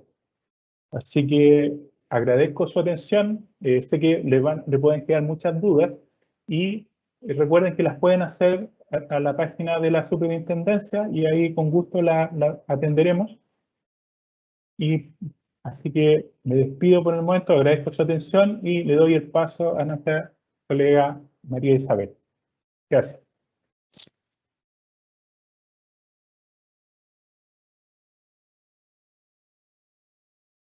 Muchas gracias, Felipe, por tu presentación. Bueno, las dos presentaciones realizadas hoy. También agradecemos a Julio nuevamente. Y a continuación procederemos a responder las consultas que han realizado a través del chat de consultas habilitado para tal efecto. Ya. El primer grupo de consultas va dirigido a respuestas para Julio, por favor. Así que Julio, atento acá, porque aquí va la primera. En las tablas de la norma se indica cierta capacidad de corriente para los cables, pero según los fabricantes y para las mismas condiciones se indica una capacidad mayor. Entonces la consulta es, ¿cuál es la capacidad de corriente que se debe considerar para el diseño? ¿Lo indicado en la norma o lo indicado por los proveedores? Julio, por favor. Siempre se debe utilizar lo que está indicado por la norma. Ese es el principio, porque, como les comenté, los fabricantes te pueden decir que el conductor tiene ciertas características del conductor y te está diciendo tiene esta capacidad, pero el fabricante no te está diciendo si ese conductor en qué tipo de montaje tú lo vas a utilizar. Entonces, primero la norma tiene dos consideraciones. Tiene la consideración del tipo de montaje y también los valores de seguridad que tú siempre tienes que dejar en un conductor. Entonces, la norma considera todos esos aspectos, por lo tanto, siempre lo que vale es la norma, ¿ya? El fabricante te va a decir una tabla, que es una tablita que antes entregaban, pero esa no sirve, porque lo que realmente se utiliza ahora es la norma. Tú tienes que ver qué tipo de montaje va a utilizar ese ducto, esos conductores, si es sobrepuesto, si es embutido o preembutido, porque de acuerdo a esas condiciones es que el conductor se ve afectado a los cambios de temperatura, por lo tanto esas consideraciones están determinadas en la norma. Siempre se debe seguir lo que dice la norma. Ya, perfecto, muchas gracias, Julio. La segunda consulta, ¿cómo diferenciar los códigos para ductos subterráneos cuando se instalan jardines, circulación peatonal, cruce de calles, etcétera? Ya, eso que debe existir esa pregunta porque la norma antigua separaba los requisitos de ductos, por ejemplo, si iban en jardines o si iban en lugares donde transitaban vehículos. Ahora la norma es un puro código y ese código sirve para cualquier tipo de montaje. O sea, para cualquier tipo de instalación, ya sea en jardines o en lugares donde pasen vehículos, el ducto está preparado para soportar todas esas condiciones. Ya no, recuerdo que la categoría anterior estaban basados en condiciones que no eran utilizados para ductos principalmente eléctricos. ¿Ya? Ahora la norma establece que esta es la condición que se debe utilizar. Eso no quita, por ejemplo, y también una pregunta por ahí que no quita que se utilicen conductores que sean fabricados de fabricación americana, porque la norma IEC lo que establece son las condiciones que tiene que soportar ese ducto, condiciones mecánicas, son todas las condiciones, por lo tanto da lo mismo como tú lo fabriques, siempre y cuando seas capaz de ser no propagador de la llama y seas capaz de soportar todas las condiciones mecánicas, tú puedes pasar esta certificación. Por lo tanto, eso es lo que establece la norma. Ya, perfecto, gracias, Julio. La tercera consulta. ¿El conduit 16 milímetros se va a poder seguir utilizando en canalizaciones embutidas, casas de tabiquería, madera, zona sur o hay limitantes? Las limitantes, las únicas limitantes que son las que están en la tabla. ¿Ya? Hoy día la tabla tiene, lo que se elimina es el ducto de 12 milímetros, que éramos el único país en el mundo que fabricaba ductos eléctricos de 12 milímetros. El de 16 queda, pero queda condicionado según el tipo de conductor que utilicen. Acuérdense que uno ve la utilización del conductor y los conductores dependen de la chaqueta de aislamiento que tenga, qué tan gruesos son. Entonces yo tengo que irme a las tablas que les mostré, buscar el tipo de conductor y ahí ver hasta cuántos conductores puedo usar con el ducto de 16. No son muchos, no sé si soporta 3 o 2 máximo, hay que mirar la tabla. Perfecto. Muchas gracias, Julio, por responder las consultas que estaban dirigidas relacionadas con las presentaciones de hoy. A continuación, invito a Felipe Cuevas, por favor, para responder las consultas que fueron dirigidas hacia él o en atención a sus pliegos expuestos. La primera consulta, Felipe. ¿Qué valor debe tener un sistema de puesta a tierra domiciliario? Tu micrófono, Felipe, por favor. Ya. Agradezco la pregunta, como dice nuestro ministro. Bueno, esto está especificado en el 6.2, donde dice que el sistema de puesta a tierra no debe exceder de 80 ohms. Digamos, ese límite.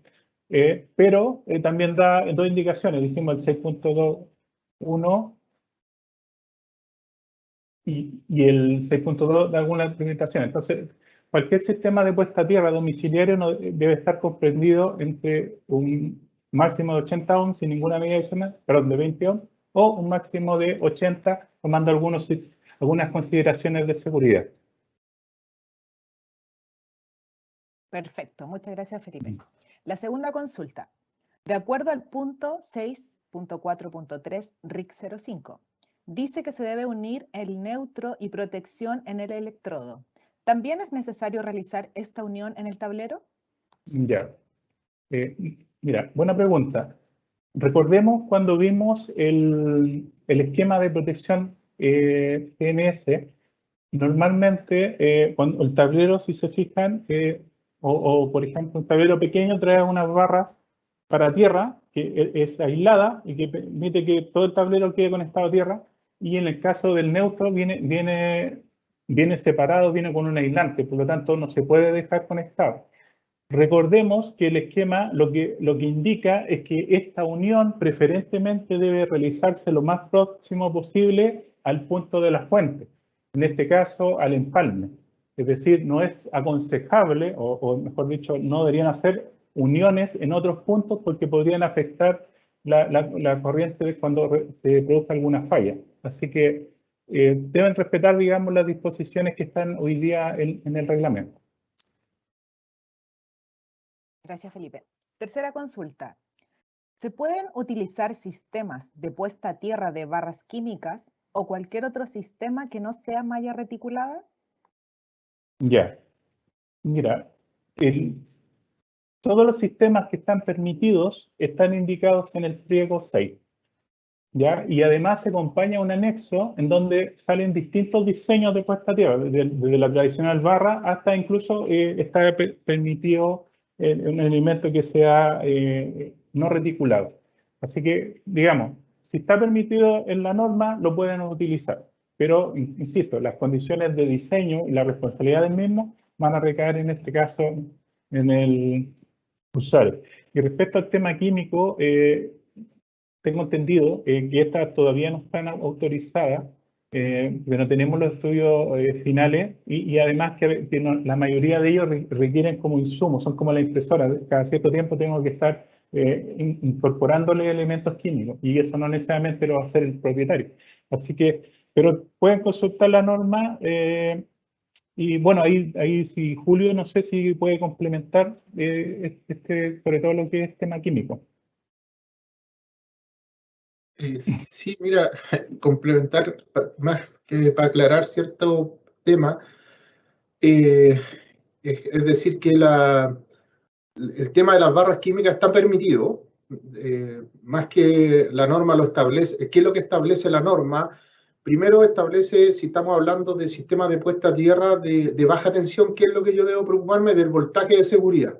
Es decir, que si en el caso de una falla yo voy a tocar una superficie, el voltaje de seguridad no sobrepase ese valor para yo no sufrir un accidente. Entonces, el sistema de puesta a tierra yo lo tengo que diseñar si es para baja tensión con esas condiciones. Si es para alta tensión, tengo que preocuparme de los voltajes de paso y contacto y ahí está definido cómo se hace. Lo que a lo mejor se refiere Felipe es, en su momento existía, no sé si muchos tuvieron que haber conocido, un electrodo activo que se llamaba. ¿Ya? Ese electrodo activo, no es que antiguamente se hizo una consulta a la SEC y se preguntó si se podía utilizar y la respuesta de la SEC dijo que sí, y en ese momento la gente lo estaba utilizando como que fuera algo mágico. Yo instalo este sistema en el norte, en el sur de Chile y me da el valor de tierra y listo. Pero la regulación deja bien claro que lo importante no es el valor de tierra, lo importante son los voltajes de seguridad. Las regulaciones se basan en definir un valor de tierra, pero el valor de tierra relevante es el voltaje de seguridad. Entonces esos sistemas, aunque me dijera que tuviera un ohm, ¿cómo lo hacían? Pescaban ese sistema y aterrizaban toda la estructura. Entonces era imposible de medir. Lo que dijo la SEC fue, usted puede ocupar cualquier sistema de puesta a tierra, pero tiene que demostrarme mediante los cálculos que ese sistema cumple con los voltajes de seguridad. Entonces ese sistema yo lo podría usar adicional a un sistema de puesta a tierra, sí, pero solo como un sistema de puesta a tierra electrodo activo no se puede utilizar porque hasta la fecha no ha sido capaz de demostrar cómo se cumplen los voltajes de seguridad, porque el sistema de puesta a tierra se debe ensayar en forma aislada, no conectado con la estructura. ¿Ya? Entonces el electrodo activo no funciona si no está conectado a la estructura. Entonces no se pueden validar esos valores. Pero sí, las barras químicas son sistemas que se utilizan y están utilizados por la norma y hay una norma, en el mismo pliego establece normas que deben cumplir esos sistemas. A ver, para aclarar eso. María Isabel. Muchas gracias, Julio y Felipe, por la respuesta complementaria a esta consulta. Y finalmente, la última pregunta para Felipe es la siguiente. ¿Las cadenas de un edificio en construcción se pueden utilizar como tierra? ¿Se conectan entre sí? ¿Es necesario al final conectar una barra Cooper adicional o es obligación aterrizar el sistema en una malla de servicio? Mira, de por sí, recordemos que las cadenas y las uniones que tienen las cadenas obedecen a otra función, que tiene que ver con la estabilidad del edificio estructural, pero no necesariamente tiene un buen comportamiento eléctrico. Por lo tanto, como indiqué en el pliego, se debe referenciar a la norma y utilizar las medidas de conexión que son recomendadas ahí.